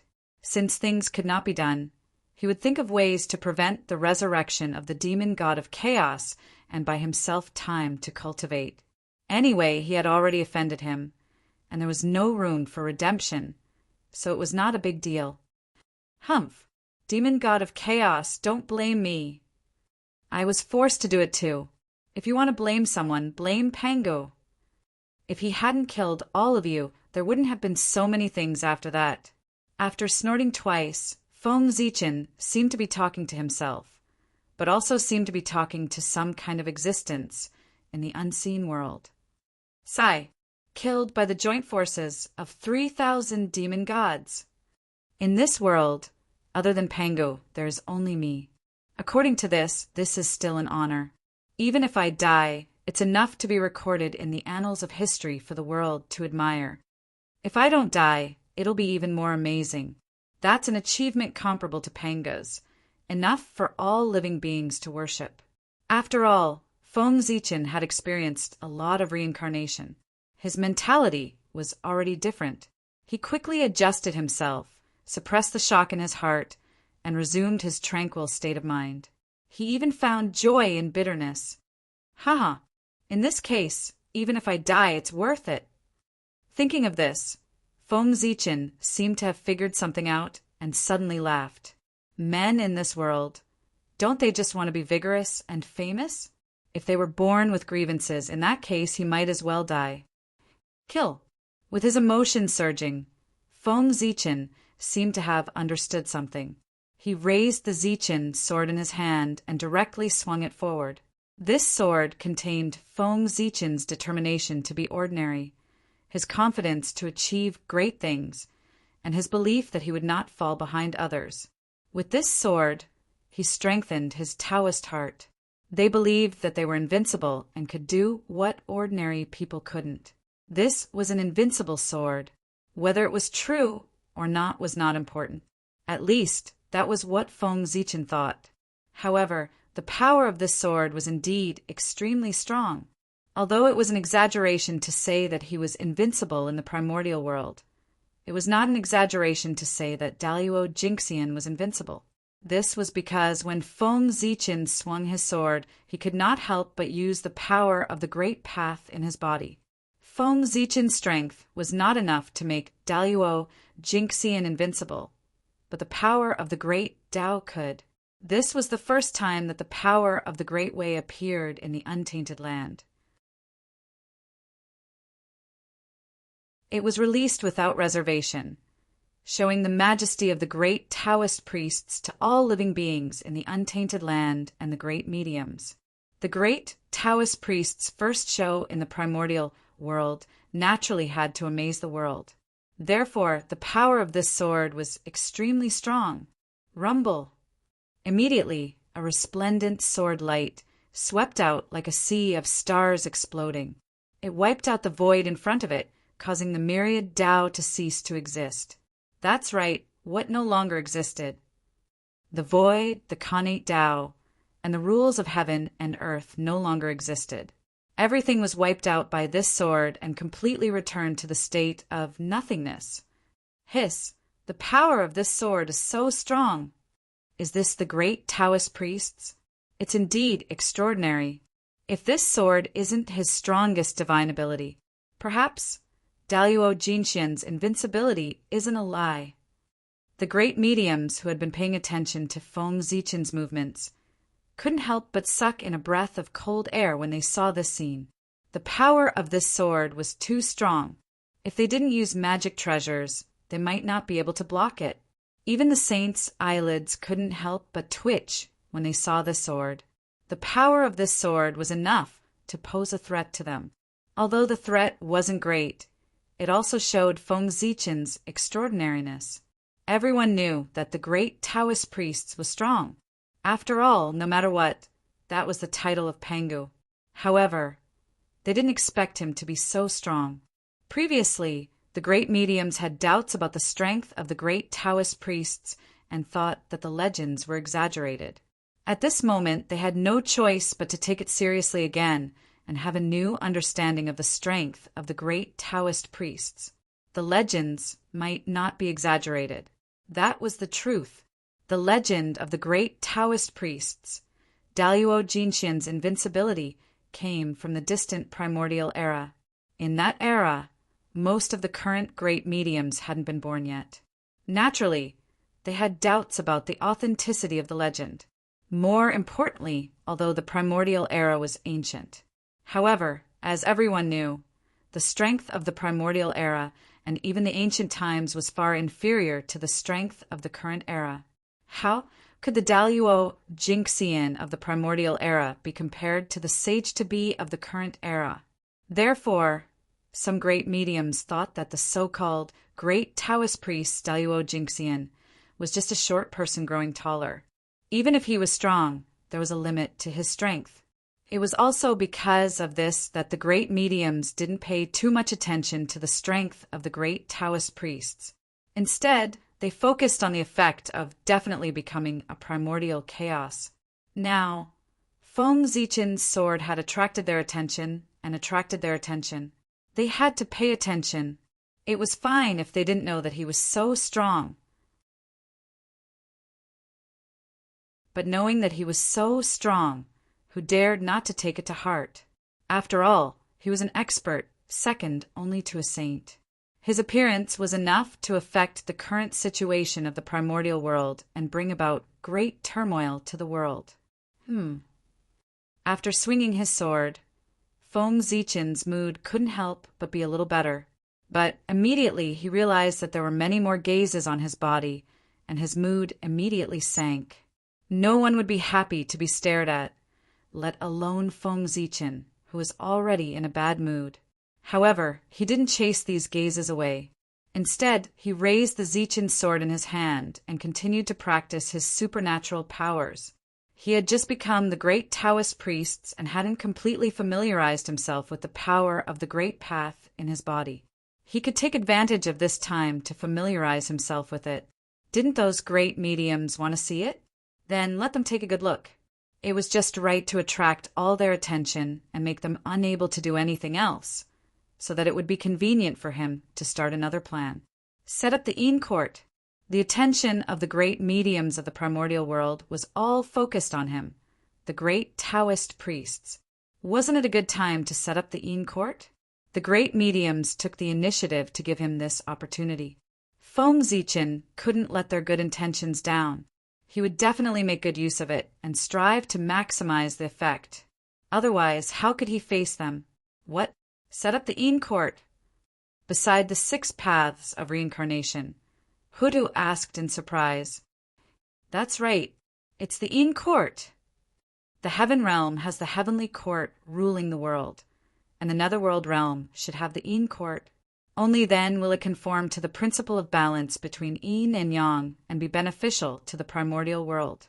As if hearing Hutu's confusion, Fundu's incarnation explained in a deep voice. The world valued balance the most. If there was heaven, there would be earth. If there was yin, there would be yang. If there was life, there would be death.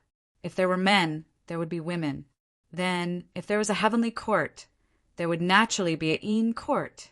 Otherwise, yin and yang would not grow alone. There was only one heavenly court in the primordial world, and there was no Een court that opposed it. Then it would cause an imbalance between yin and yang. This was a disaster and not a blessing for the primordial world. Fellow Taoist, you're right, but this Een court is not a small matter. It's not something that Hutu can decide alone. I have to discuss it with my brothers and sisters. Only then can I make a decision. After hearing Fundu's words, Hutu deduced for a moment and understood the meaning of the Een court's appearance. However, establishing the Een court required the power of the Magi. This was not something that she could decide alone. She had to get the consent of the other ancestral Magi. Of course, the netherworld was originally prepared by Father for the Magi. The establishment of the Een court can't be helped by the brothers of the Magi. This matter naturally requires their participation. Nodding his head, Fundu was indifferent. The Een court was originally prepared for the Magi. Otherwise, how could he and Hutu establish the Een court? It would just be a joke. After thinking for a while, Fundu continued, worried that Hutu would not take this matter seriously. Establishing the Een court is not only beneficial to the primordial world, but also to the Magi. The reason why the demons can compete with the Magi is because of the heavenly court. If the Magi establish the Een court, they can compete with the heavenly court for the destiny of the world and achieve the goal of weakening the strength of the demons. At that time, the enemy will be weak and we will be strong. Victory will be in our hands. Besides, at this point, Fundu carefully glanced at Hutu and stopped talking. He silently organized his words in his heart and thought about how to say the next words without provoking Hutu. What he had said previously was nonsense. He had chosen some pleasant words to foreshadow what he was going to say next. That was because what he was going to say next was the real reason.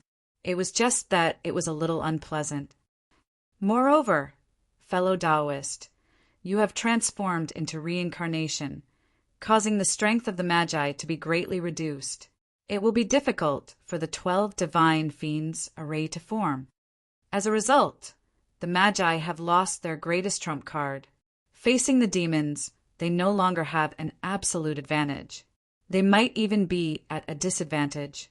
If we don't establish the Een court to increase the strength of the Magi and fight against the demons, then the future of the Magi is worrying.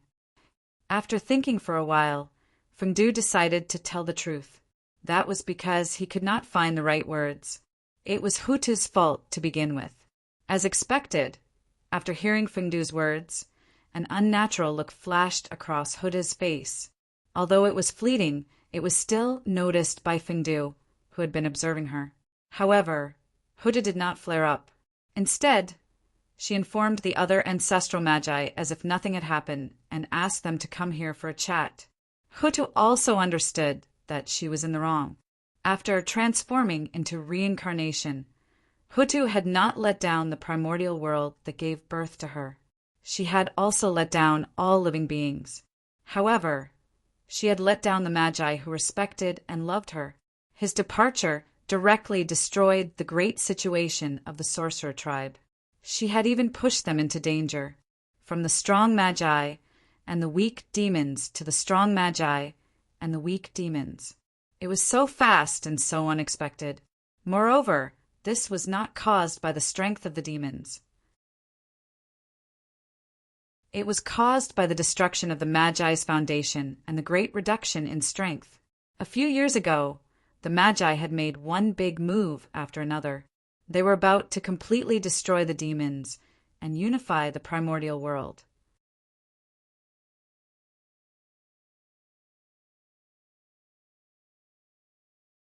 Chapter 4:22. But unexpectedly the situation changed, and Hutu could not restore the witch. The situation was completely reversed, which shocked many people. Things were really unpredictable. Hutu's reincarnation had a huge impact on the wizard tribe. Not to mention that the 12 divine beings killing formation could not be formed because of this. The 12 ancestors of sorcery had practiced many kinds of supreme magic to deal with the demon tribe. But Hutu's departure directly destroyed these magic, making the efforts of the ancestors of sorcery in vain. It was too late to find a replacement. The 12 ancestors of sorcery had the same origin, so they could have the same mind. They could combine to perform magic because of this characteristic. If they found another person to replace Hutu, how could this person be connected with the other ancestors of sorcery like Hutu? They might be able to cooperate with each other by practicing. But how long would it take? The great war of sorcery and demon tribe would break out at any time. How could they have so much time to practice their magic? Hutu's reincarnation had reduced the strength of the wizard tribe by at least half. The loss was not small. Even so, the sorcerer tribe's attitude towards Hutu was still the same as before. There was no change at all. It had to be said that the ancestors of sorcery were very affectionate. Set up the Een court? That's a good idea. But hearing about the Een court, Dijiang was puzzled at first, but then he realized that setting up the Een court could bring a lot of benefits to the wizard tribe. Unfortunately, after thinking about it for a while, he found something wrong with this matter. He could not help but hesitate in his heart. Big brother, what's the problem? Please speak your mind. Seeing Dijiang's hesitation, Hutu thought that he had some concerns, so she asked directly. The 12 ancestors of sorcery were very close to each other.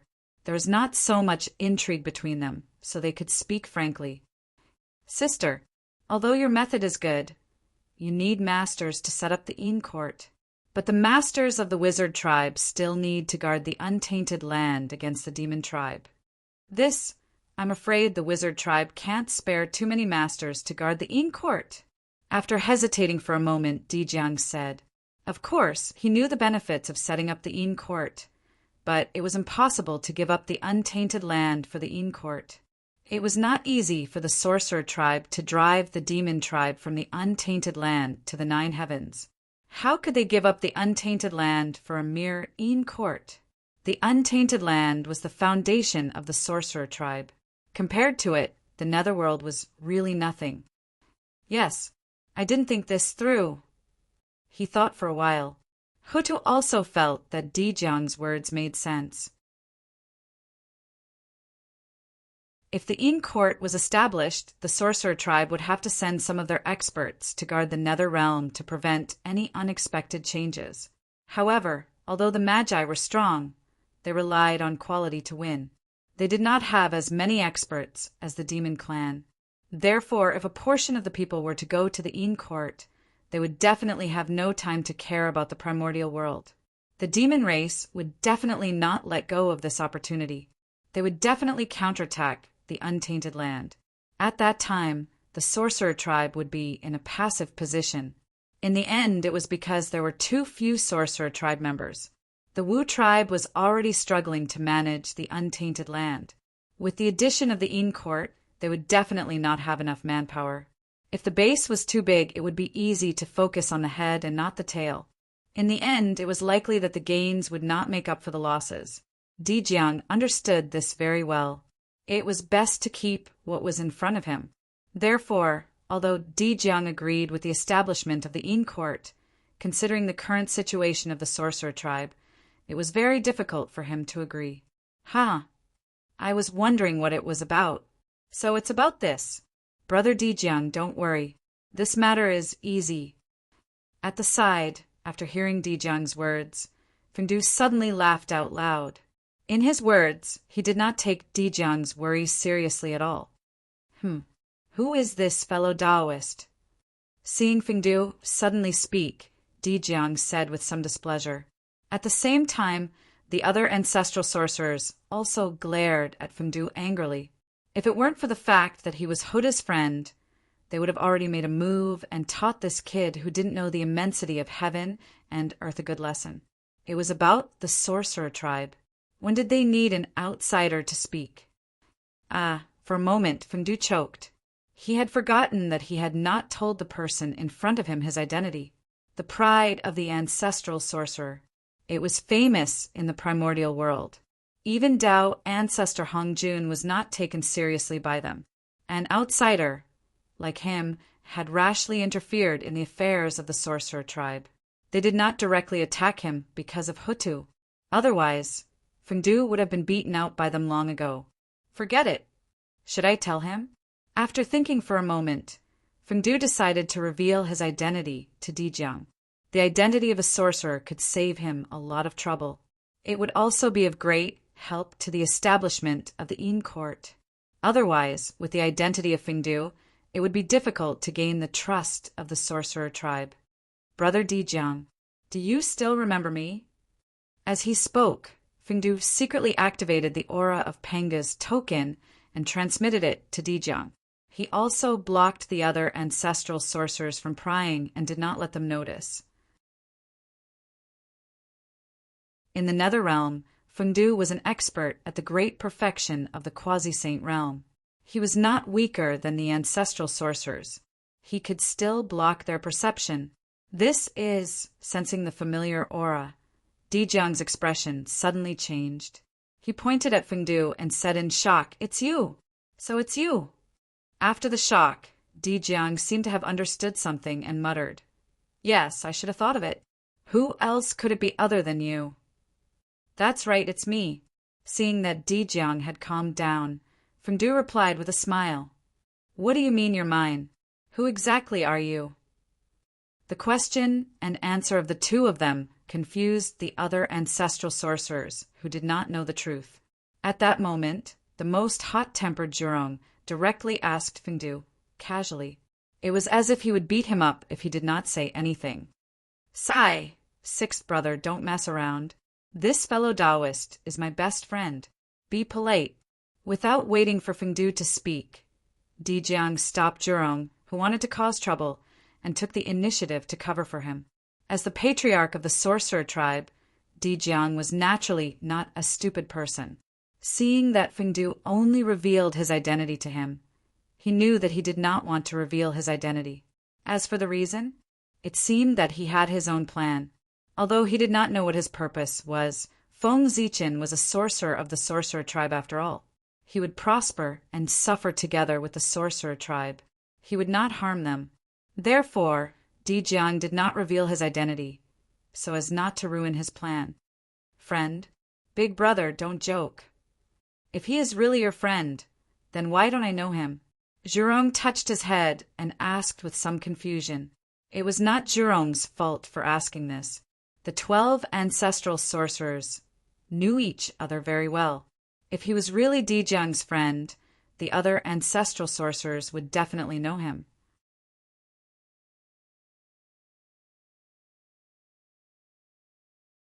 Chapter 4:23. What do you know? This is a good friend I made in my early years. We are true friends of life and death. When I met him, you weren't born yet. How could you know of his existence? I thought that he had long retreated from the world. I didn't expect him to come out again. As he spoke, Dijiang made a sorrowful expression, as if this matter was true. I see. Hearing Dijiang's words, Zhurong really believed it, because Dijiang was the first ancestral wizard to be born. Before the other ancestral wizards were born, he was already born and went out to travel in ancient times. This was an experience that the other ancestral wizards did not have. Moreover, Zhurong did not think that Dijiang would lie to him. After listening to Dijiang's explanation, the other ancestral wizards also nodded and smiled kindly at Fengdu. Since he was Dijiang's friend, he was their friend. On the other hand, the candle dragon, the sage of the wizard race, had a strange light in his eyes. Obviously, he had guessed Feng Zichen's identity. However, just like Dijiang, he did not expose Fengdu's identity. Instead, he continued to play dumb. Fellow Taoist, you said that it's very simple for the wizard race to establish the Yin Court. What do you mean? Without giving the other ancestral wizards a chance to speak, Dijiang asked Fengdu directly. Fellow Taoist, you forgot. The Netherworld has the Lady of Earth guarding it. Who would dare to cause trouble here? Therefore, establishing the Yin Court doesn't require the wizard race to send out many experts. What we need is to send some people over to maintain the normal operation of the Yin Court. By the way, arrange a few great experts to support the Yin Court. Fengdu smiled and replied, with the Lady of Earth, even if a saint came, he wouldn't be able to cause any trouble in the Netherworld. It could be said that after the Yin Court was established, it would be extremely stable. However, the establishment of the Yin Court would definitely require a large number of people and some experts to maintain the facade. Therefore, Fengdu had set his sights on the sorcerer tribe. That makes sense, nodding, Dijiang said. Then let's establish the Yin Court. Reincarnation was established by the Lady of Earth. The experts guarding the Netherworld should be selected by the Lady of Earth tribe. As for the clansmen who maintain the Yin Court, the 12 tribes will each provide a portion. Is that okay? With a plan in his heart, Dijiang directly arranged it. Very good. Dijiang's words were in line with everyone's thoughts. How could they disagree? No matter how good the Netherworld was, it was not as good as the primordial world. Moreover, the Netherworld was not good for him. There were probably not many Magus experts who were willing to stay in the lifeless Nether realm. In addition, Ancestral Shaman was not willing to let his experts leave the tribe and go to the Nether realm. Although the relationship between the shamans was good, there was still competition. Otherwise, why would there be 12 tribes? With one less master, the strength of the tribe would be weakened. Who would be willing to do that? What about the master of the Yin Court? As the master of Samsara, Goddess Ho-Tu has to guard the 6 paths of reincarnation. She has no time to deal with the Yin Court. Therefore, we still need to choose a ruler of the Umbral Court. Fellow Taoists, who is willing to take up this position? Fengdu couldn't help but ask after seeing Dijiang talking for a long time without getting to the point. Yin Court. Most importantly, he was the master of the Yin Court. That was an existence that could rule over the Nether realm and bear the destiny of heaven and earth. Me. No. There's still a lot of things that we need to deal with in the primordial world. We don't have time to manage the Yin Court. Upon hearing Fengdu's suggestion to let them be the masters of the Yin Court, the ancestral shamans waved their hands and refused. The primordial world was vast and boundless. It was impossible to measure it with reason. Even the heaven realm and the nether realm together were not as vast as the primordial world. Therefore, every ancestral shaman ruled a vast territory that was even larger than the nether realm. They had no time to manage the Yin Court. Fellow Taoist, you have nothing to do anyway. In my opinion, you should be the master of the Yin Court. Suddenly, Dijiang suggested. As a shaman, Feng Zichen was suitable for this position. It's not impossible. He thought that even if the ancestral shaman didn't want to be the master, he would let the first-generation great shaman do it. However, Feng Zichen didn't expect that Dijiang would recommend him. Of course, he couldn't refuse. How could he refuse the benefits that were delivered to his door? Although Feng Zichen's original plan was to let the shaman clan experience a calamity for the future generations. However, plans couldn't keep up with changes. It wasn't impossible to dominate the Yin Court in advance. That's good. I'll do as you say. Now that the attention of all living beings in the primordial world is attracted by the birth of the great Taoist priests, it's a good time to set up the Yin Court. There's no time to lose. We should hurry up and pray to Father God and set up the Yin Court. Feng Zichen wasn't a wishy-washy person. After making a decision in his heart, he immediately began to act. Fellow Taoist, you're so impatient. Then let's do as you say. We'll set up an altar and worship Father God. Di Jiang waved his hand and took out the altar used by the shaman clan to worship Pengu from the Penga Hall. He planned to worship Penga here. On the side, the other ancestral shamans who wanted to say something couldn't say anything when they saw this. At this moment, stopping Feng Zichen from becoming the master of the Yin court would be a slap to Di Jiang's face. Father God above, today the nether realm has appeared. As the home of the dead, it will fill the primordial world. However, the nether realm has just appeared. It is extremely chaotic and the rules are incomplete. Therefore, the shaman clan wants to set up the Yin court in the nether realm to govern the death realm and set the rules to manage the dead in the world. Please enlighten us, Father God. In front of the altar, Di Jiang first bowed and then swore loudly. Instantly, the primordial world shook.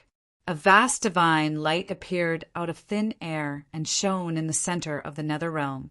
It was like a heavenly pillar that pierced through the three realms of heaven, earth, and man, and went straight into the chaos outside the heavens. That light was too dazzling. It was even more dazzling than the sun. Even across the endless world it could be seen. In an instant, it attracted the attention of the great magicians from the great Taoist priests to the nether realm. Yin court? What's that? Is it a force similar to the heavenly court? Yin court was an extremely unfamiliar word. However, because the heavenly court was in front of them, everyone more or less guessed what he meant.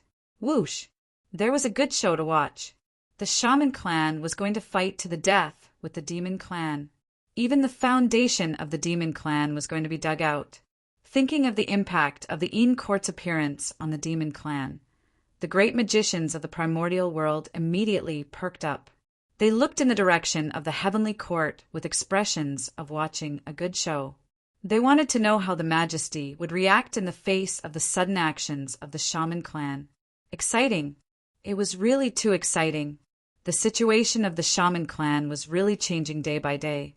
Just as the shaman clan was about to suppress the demon clan, the shaman clan suddenly destroyed their foundation, causing their strength to plummet. However, before the demon clan could start to become strong, the situation was changing. The shaman clan set up the Yin court and wanted to break the foundation of the demon clan.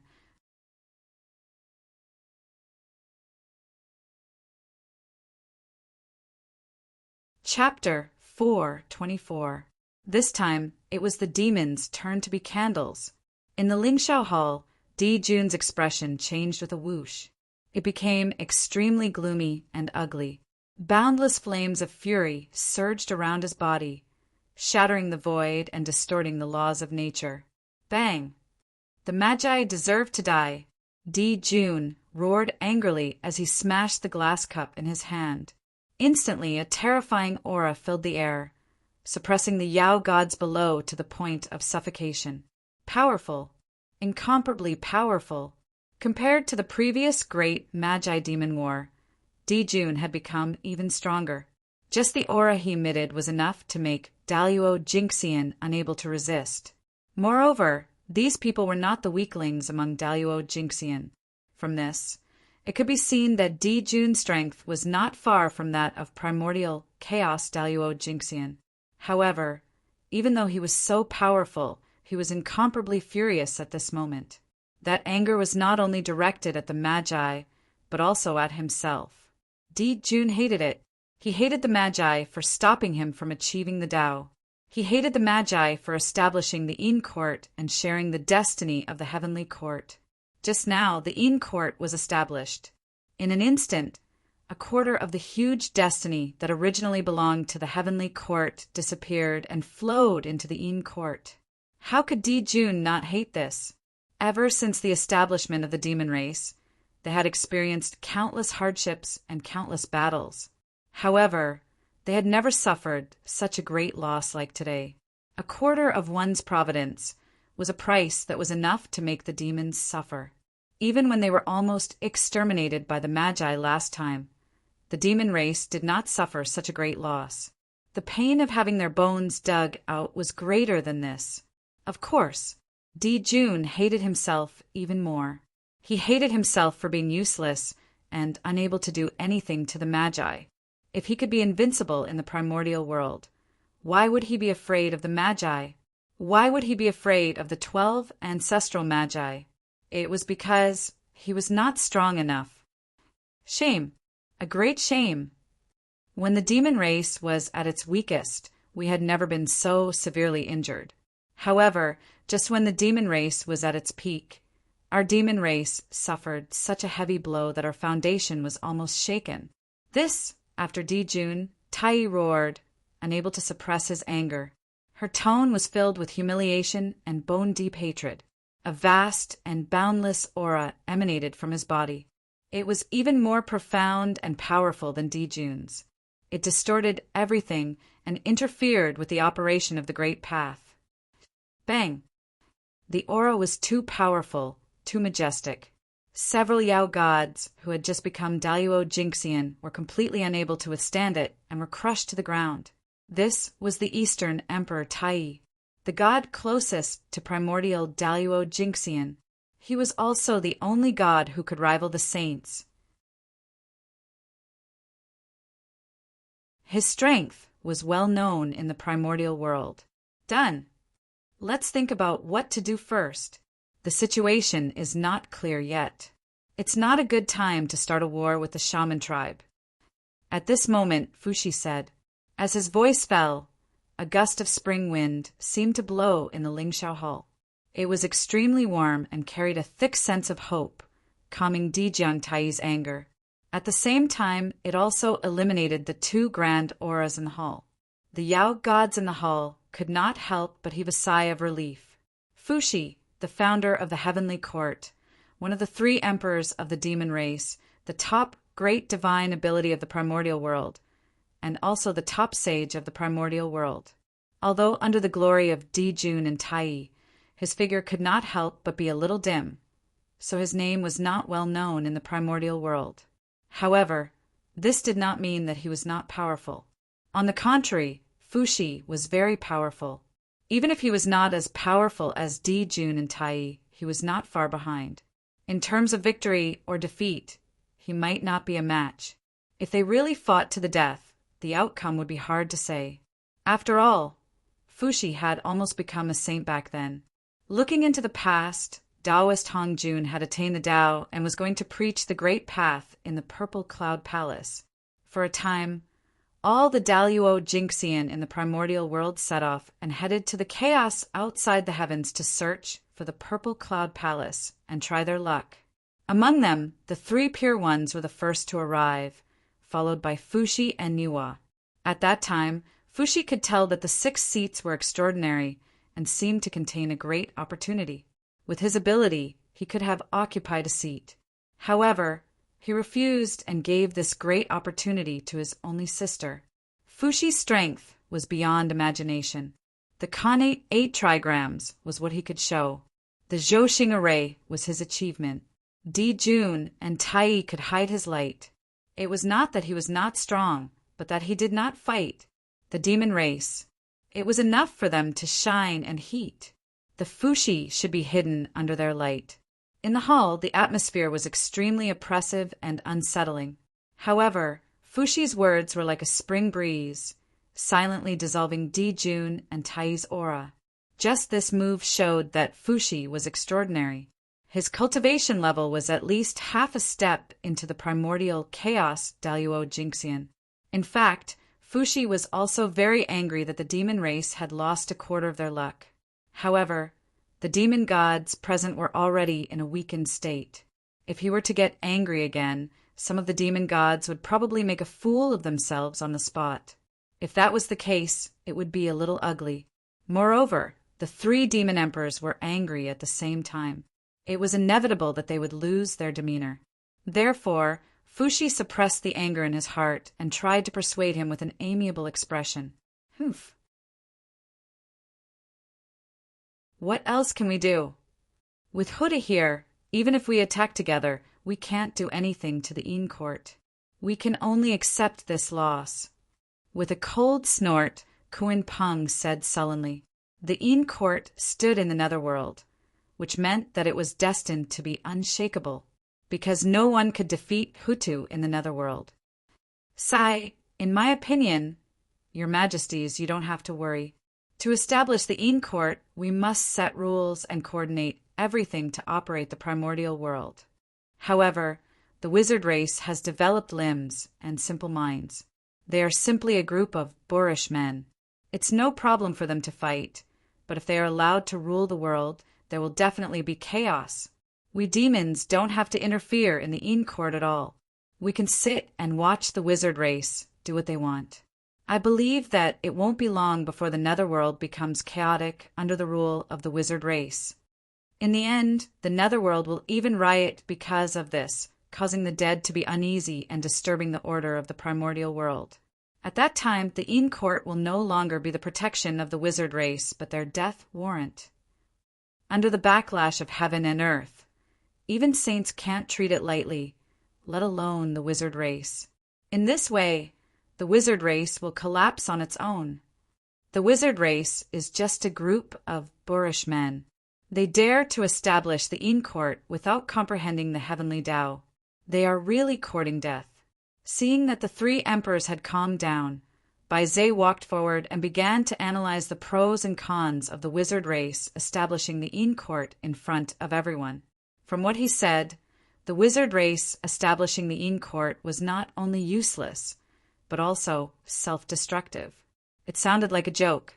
However, everyone thought about it carefully and felt that what Bai Zhe said made sense. Therefore, they all agreed.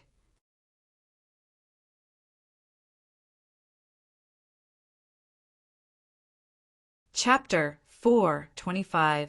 Fellow Taoist, Bai Zhe's words make sense. The Magi are tyrannical. They don't know the heavens, nor do they respect the earth. They are all disliked by the heavenly Tao. Isn't the establishment of the heavenly courts taking the initiative to hand the heavenly Tao a knife?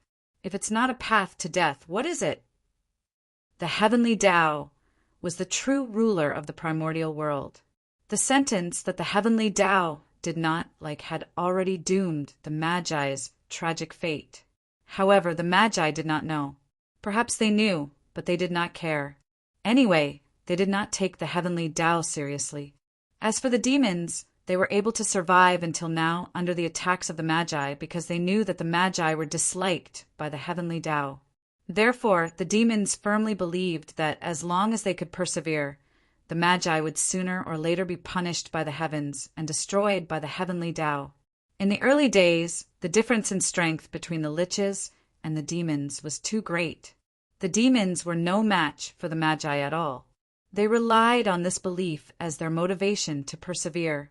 Otherwise, the demons would have long been destroyed by the Magi. After Bai Zhe finished speaking, everyone present had different reactions. However, at the top, there were the three emperors and one master of the demon race. These were the absolute experts of the demon race, the top great mystical abilities of the primordial world. His heart skipped a beat.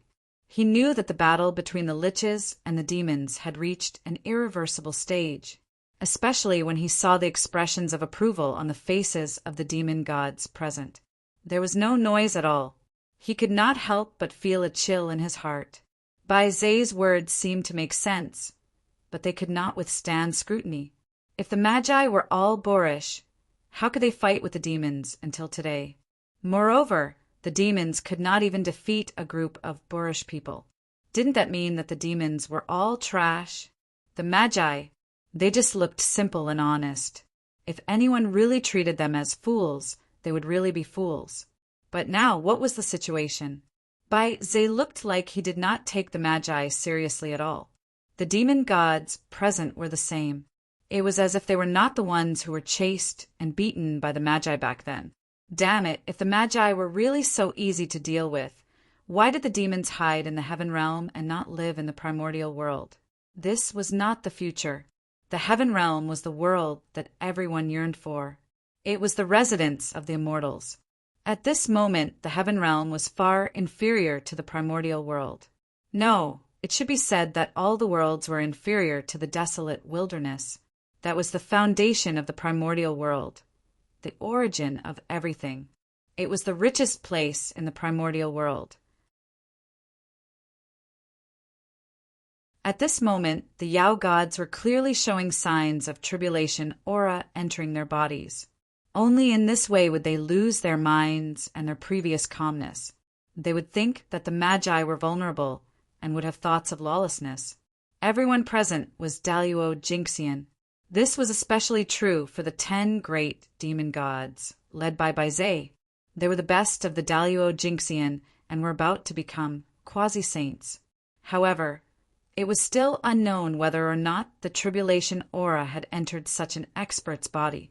The tribulation aura was terrifying. From this, one could see the general situation. Of course, even so, it was still not enough to surprise Dijun, Tai, Fushi, and Kuanpeng. How strong were they? They had experienced all kinds of storms and waves. Just the tribulation aura entering their bodies was not enough to move them. What really moved them was that the tribulation aura was so vast that it almost covered the entire heaven realm.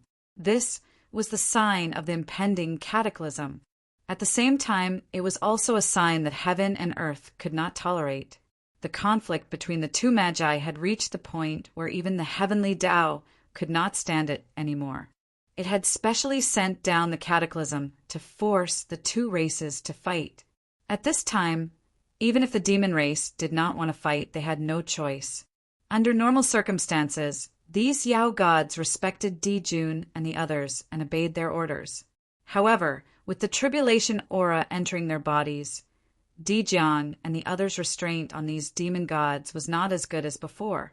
They might not listen to the orders of Dijun and the others. Your Majesty, the Yin court has just been established.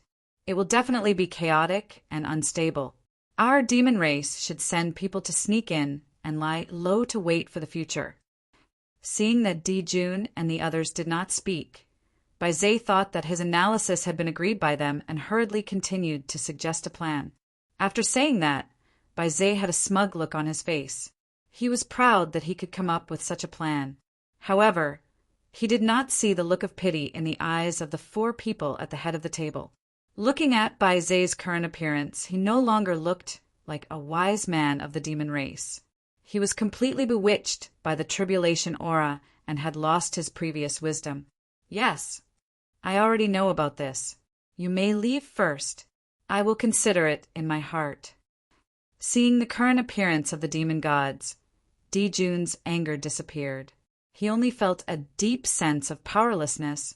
He waved his hand and dismissed the demon gods. How could a man fight against the heavens? If this was the will of the heavens, what could he do? Yes, when the demon gods heard this, they bowed and were about to leave the Lingshao hall.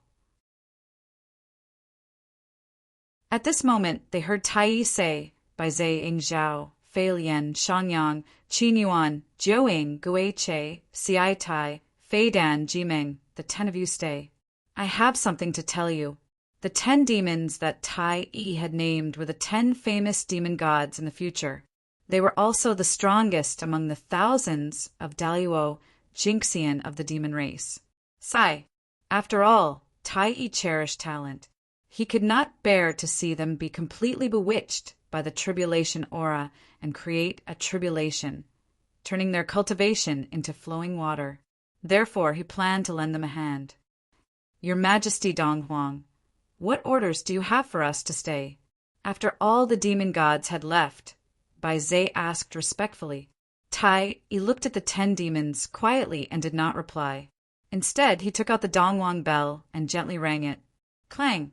The simple and heavy sound of the bell rang. It was like the roar of the great path, and the sound of the great path lingered. It was also like the singing of the gods, expounding the great path. It echoed in the Lingshao hall and in the hearts of everyone. When the bell entered their ears, it was like a thunderclap, exploding in the minds of the 10 demon gods. It caused them to shiver and their minds to go blank. Wah! Suddenly, the 10 demon gods came to their senses and spat out a mouthful of dirty blood. Their faces were extremely pale, and it was obvious that they were injured. However, their eyes were incomparably clear, and they were no longer as confused as before. In just 1 second, Tai Yi had eliminated the tribulation aura on their bodies. It could be said that his divine might was boundless. "Thank you, Your Majesty Donghuang." At this moment, the 10 demon gods also realized what had happened. They thanked Donghuang with cold sweat on their faces. Being caught in a calamity without knowing it was a sign of death. If Tai Yi had not intervened, their fate would have been worrying. "It's fine. I only eliminated the tribulation aura for you, but I did not eliminate your tribulation. This tribulation is too big. The entire demon clan is in it. Therefore, there is nothing I can do. From now on, you must be careful. If the tribulation aura enters your bodies again, I will not be able to save you." Tai Yi waved his hand, indicating that they did not need to worry. This time, Tai Yi could help them get rid of the tribulation aura, but next time he would not. Moreover, Tai Yi was also deeply involved in this tribulation. If they wanted to transcend the tribulation, they still had to rely on themselves, who could protect others for a lifetime.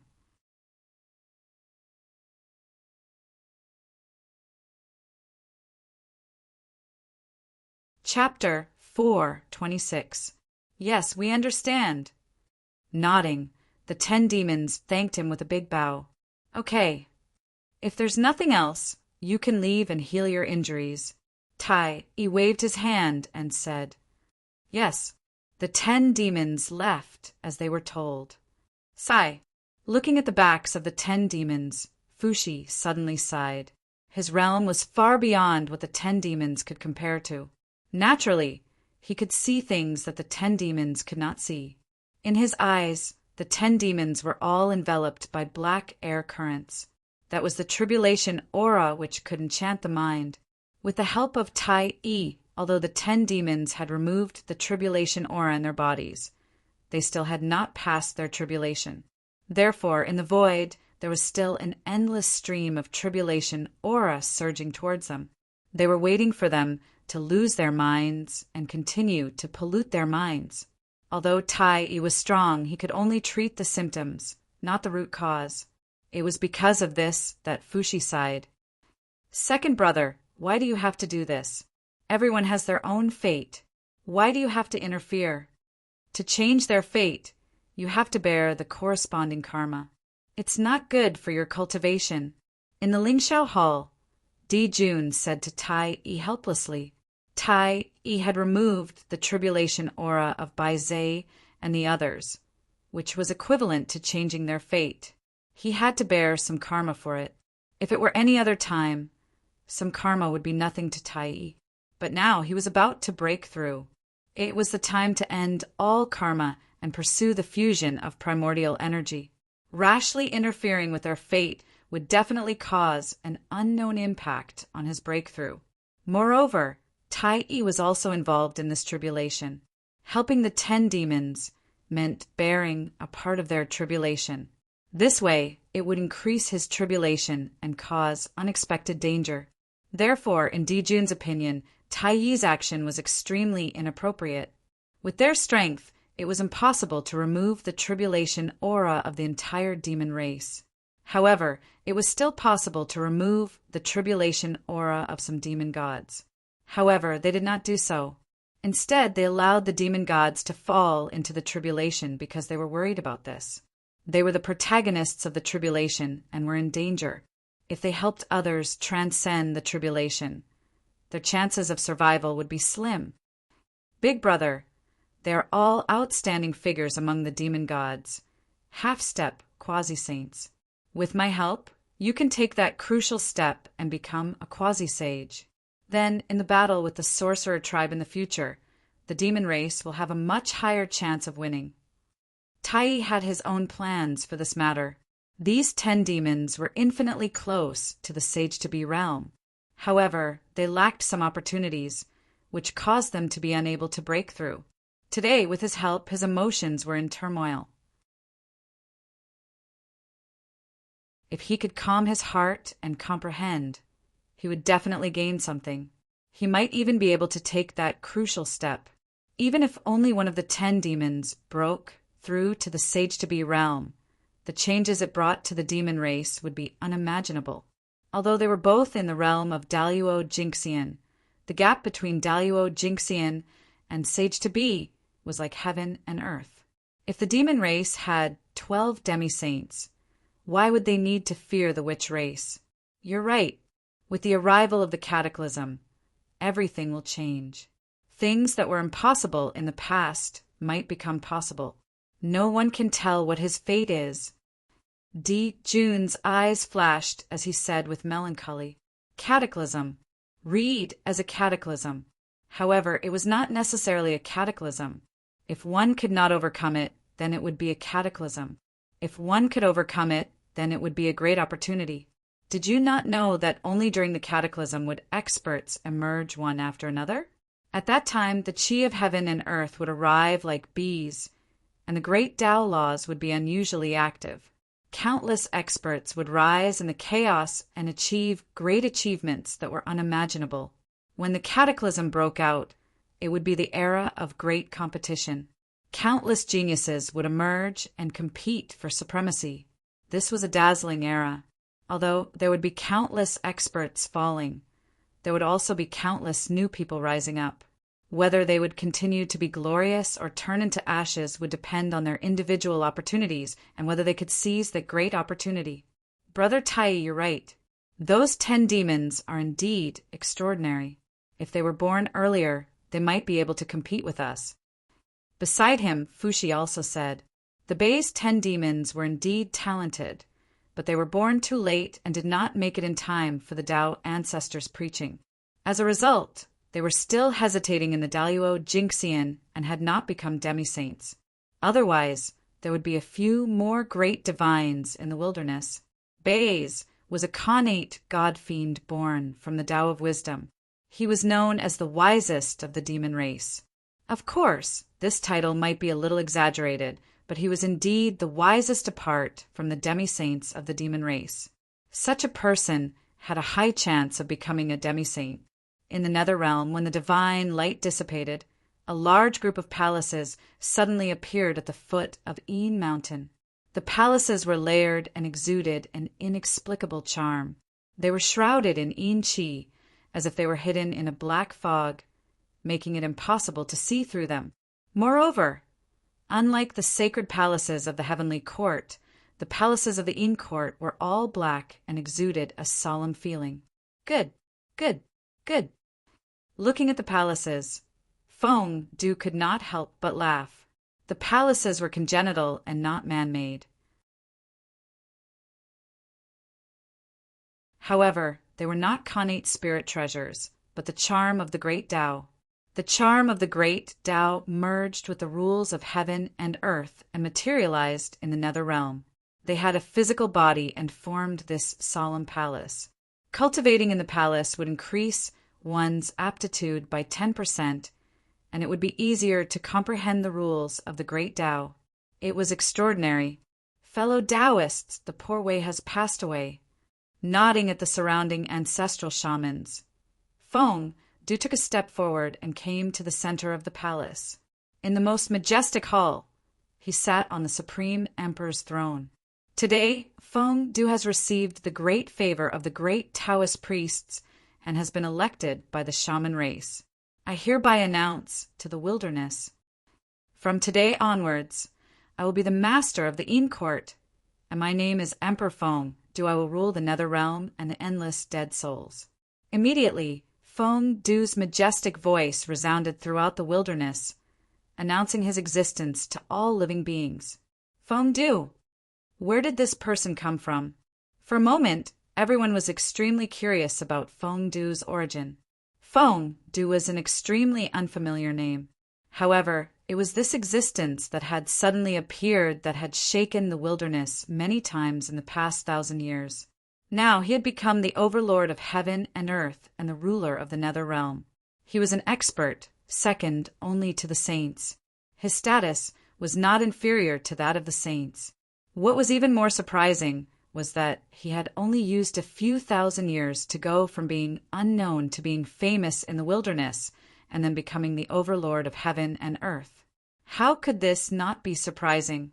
His mysteriousness made people more and more curious. Rumble.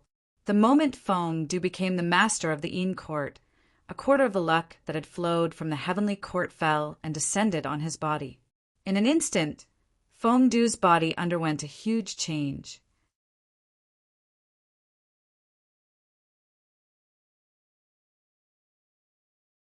Chapter 4:27. This change was not a change in strength, but his comprehension of the Tao. Feng Du's strength had long reached the limit of a quasi-saint. He could not advance any further. Only by becoming the primordial chaos Daluo Jingxian could he accommodate more strength. However, with the destiny of heaven and earth that he had now, it was obviously impossible for him to enter the legendary realm of primordial chaos. Therefore, after the destiny of heaven and earth entered Feng Du's body, it found that it could not increase his strength, so it expanded his horizons and enhanced his comprehension of the Tao, allowing him to observe the world from a higher perspective. In Feng Du's eyes, the world suddenly changed. Everything was constructed by Tao patterns and appeared in front of him in the most essential form. The mysteries of heaven and earth were all in it. At this time, Feng Du was only 1 or 2 levels weaker than the Taoist priest's Feng Zichen's perspective. It could be said that it was extremely extraordinary. Why did the people pursue the destiny of heaven and earth? That was it. Even if he did not use the destiny of heaven and earth to increase his cultivation, he could still assist in his cultivation. This was the strongest cultivation treasure in the primordial world. Buzz, the destiny of heaven and earth added to his body, bringing changes to Feng Du. In his body, the imperial seal of Feng Du suddenly trembled violently. It flew out of his body and floated in front of him. Rumble. In the next moment, the power of heaven and earth came and gathered on the imperial seal of Feng Du, causing its level to soar. In the blink of an eye, it reached the limit of an innate spirit treasure and became a supreme grade innate spirit treasure. This treasure that was born with the destiny of the netherworld underwent an astonishing transformation as Feng Du became the lord of the netherworld. It became one of the strongest innate spirit treasures in one fell swoop. Strong. The seal of Feng Du represented the supreme authority of the netherworld. It had the ability to dominate life and death. It was easy to imagine how powerful it was. Fellow Taoists, now that the Yin court has been formed, I still lack some helpers. I hope that you can help me.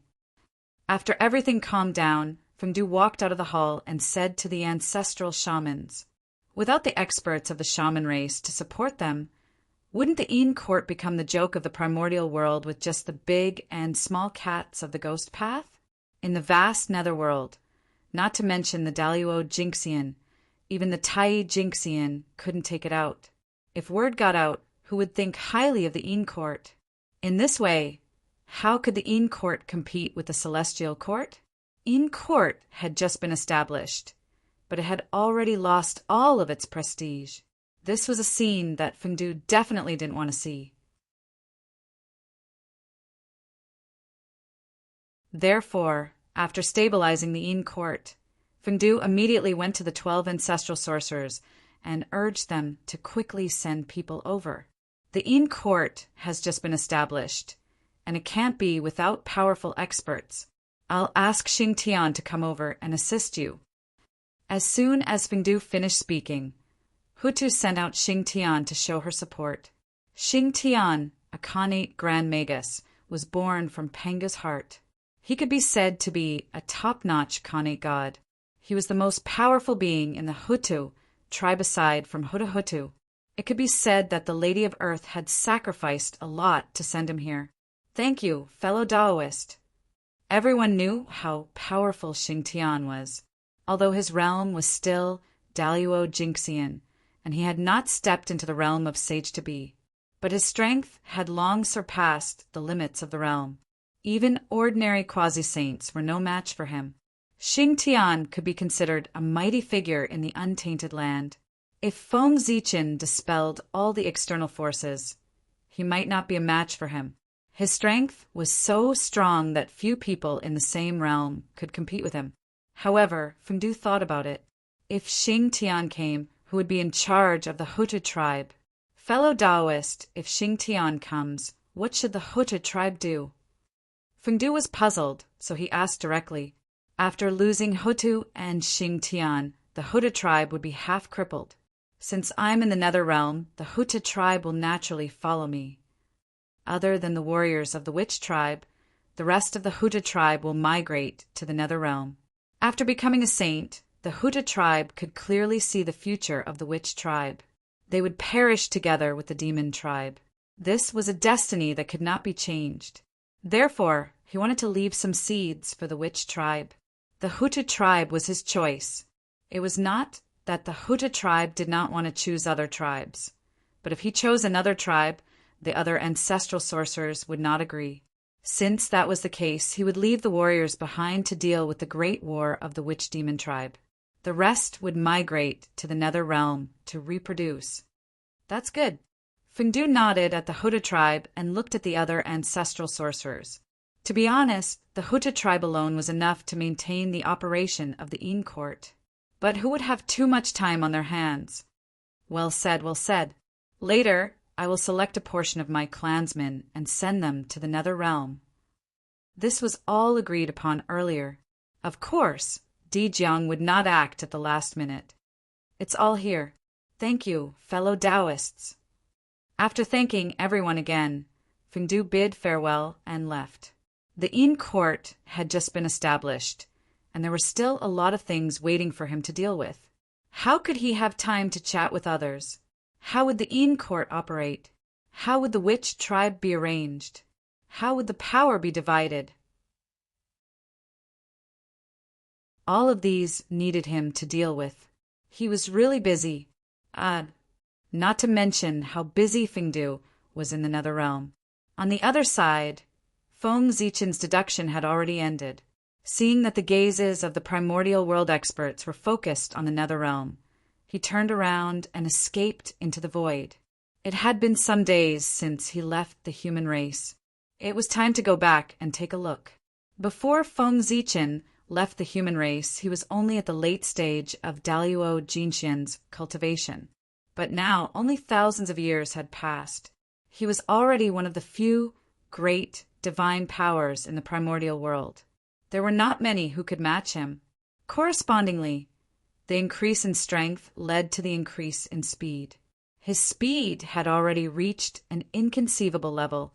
With a thought, he crossed the endless void and returned to the territory of the human race. It was as if he had teleported. What a magnificent scene! This is a sign of the rise of the human race. From afar, Feng Zichen saw that in the sky above the territory of the human race, the torch that represented the destiny of the human race was burning fiercely. It was like a small sun, emitting the spirit of self-improvement. This destiny was more than 10 times stronger than before he left. It seemed to have the atmosphere of a large clan. Good boy, I've only left the human race for thousands of years. Why does it feel like I've left for hundreds of thousands of years? Isn't this destiny rising too quickly? Could it be that something big happened to the human race after I left? When he first saw the destiny of the human race, Feng Zichen was also shocked. Wasn't this too much? But soon after, this feeling of surprise was replaced by joy. The more exuberant the destiny of the human race was, the faster the strength of the human race would increase. This was a great thing. However, faintly, Feng Zichen felt that something was wrong. The exuberant destiny of the human race was somewhat abnormal. The destiny of the human race was increasing too quickly, so quickly that it was beyond imagination, just like adding oil to a raging fire. Although it was glorious, once the oil was exhausted, there would be an endless curtain.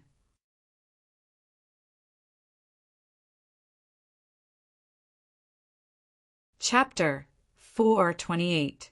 Let's go back and take a look.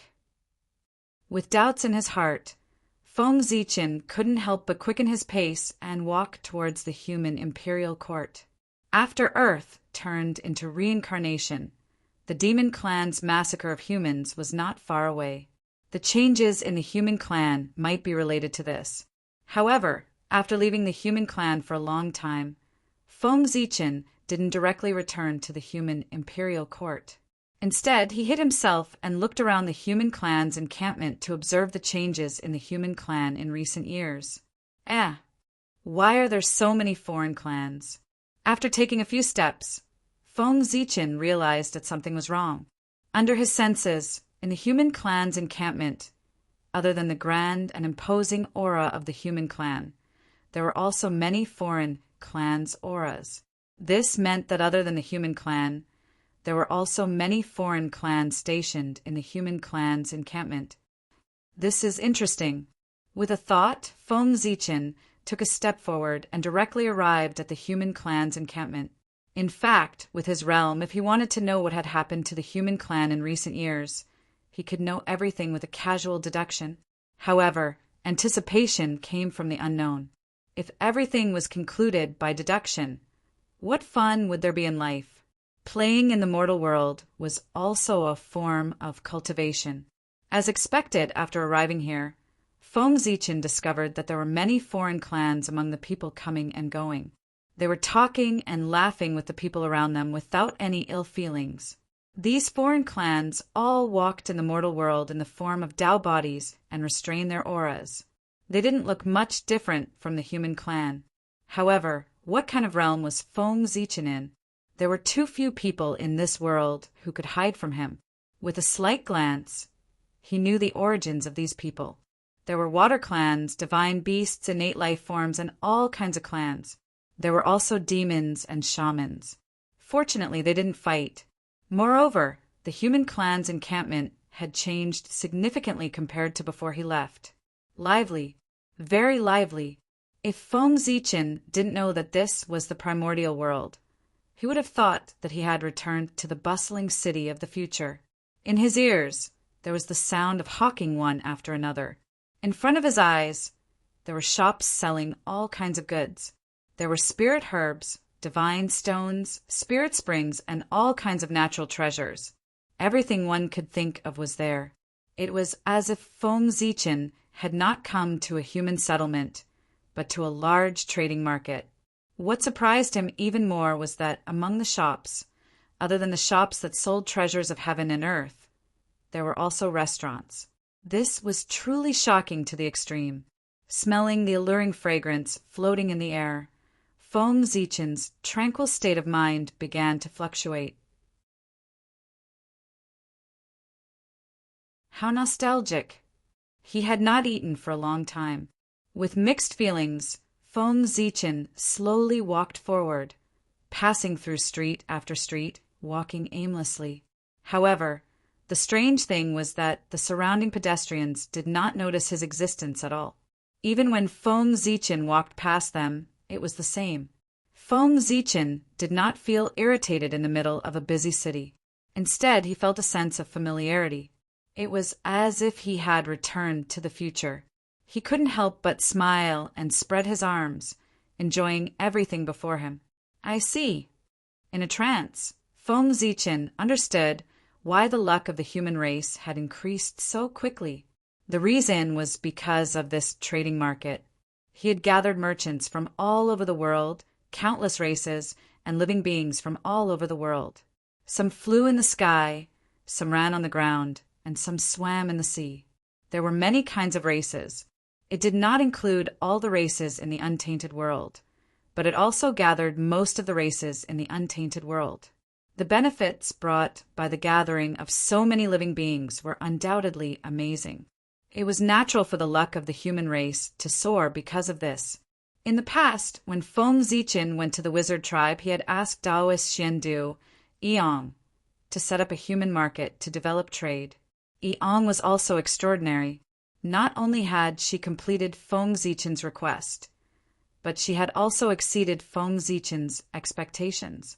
Yiyang had Saint Tai Ching as his backer and the East Sea as his backing. He could mobilize most of the natural treasures from Penglai City that were not available in the untainted world. The moment the treasures in the sea appeared, their rarity, their effects, and their miraculous nature attracted a lot of attention in an extremely short period of time. In addition, the Eon clan would take out a few pills refined by the Grand Pure One every once in a while to auction them off. This also caused the reputation of the human market to spread throughout the untainted world, forming a great influence. Who was Saint Taiching? The eldest senior brother of the Celestial Sect of Wonders, the number one of the 6 saints. Of course, although these identities were important, they were not the most important. The most important thing was that Saint Taiching was the ancestor of alchemy in the primordial world, the Tao of alchemy. It was passed down from him. The effect of the pills refined by such a person could be imagined. Even the most ordinary first transformation golden pill was better, stronger, and extraordinary than ordinary third or fourth transformation golden pills. Moreover, not to mention the medicinal power of the pills. Just the name of the pills refined by Saint Taiching was enough to make people rush like cranes. If the pills refined by the saint were tainted with a trace of the saint's Tao runes, how extraordinary would it be? It might be able to help people break through Daluo Jinxian. Therefore, after Eong took out the pills refined by Saint Taiching, the human market immediately became popular, attracting countless experts of the untainted world. In particular, as Dijiang set up countless teleportation arrays in the entire untainted world, making transportation more convenient, more people came to the human market. They had to come without the teleportation array, let alone with the teleportation array. It could be said that the human market could be what it was today all because of Saint Taiching's pills. Although the natural treasures of the East Sea were novel and could attract the attention of many people, it was impossible for them to attract the attention of the untainted world in such a short period of time. Of course, if not, Saint Taiching would not have accepted him as a disciple. Accepting him as his only disciple was a form of affirmation to the Eong clan. With the development of the human market, it also led to the development of the surrounding areas. The encampment of the human race also received many benefits because of this and gathered a large number of experts of the myriad races. It was also at this time that the human race, a postnatal race that originally had no sense of existence, gradually revealed their talents in the primordial world. They appeared in front of the myriad races and officially joined the magnificent stage of the primordial world. As they came into contact with the human race, the postnatal race created by Nuwa brought a different experience to the myriad races. They were clearly extremely weak. Even the weakest connate life form was countless times stronger than them. What was even more unbelievable was that they actually had a limit to their lifespan. They had to live, grow old, get sick, and die.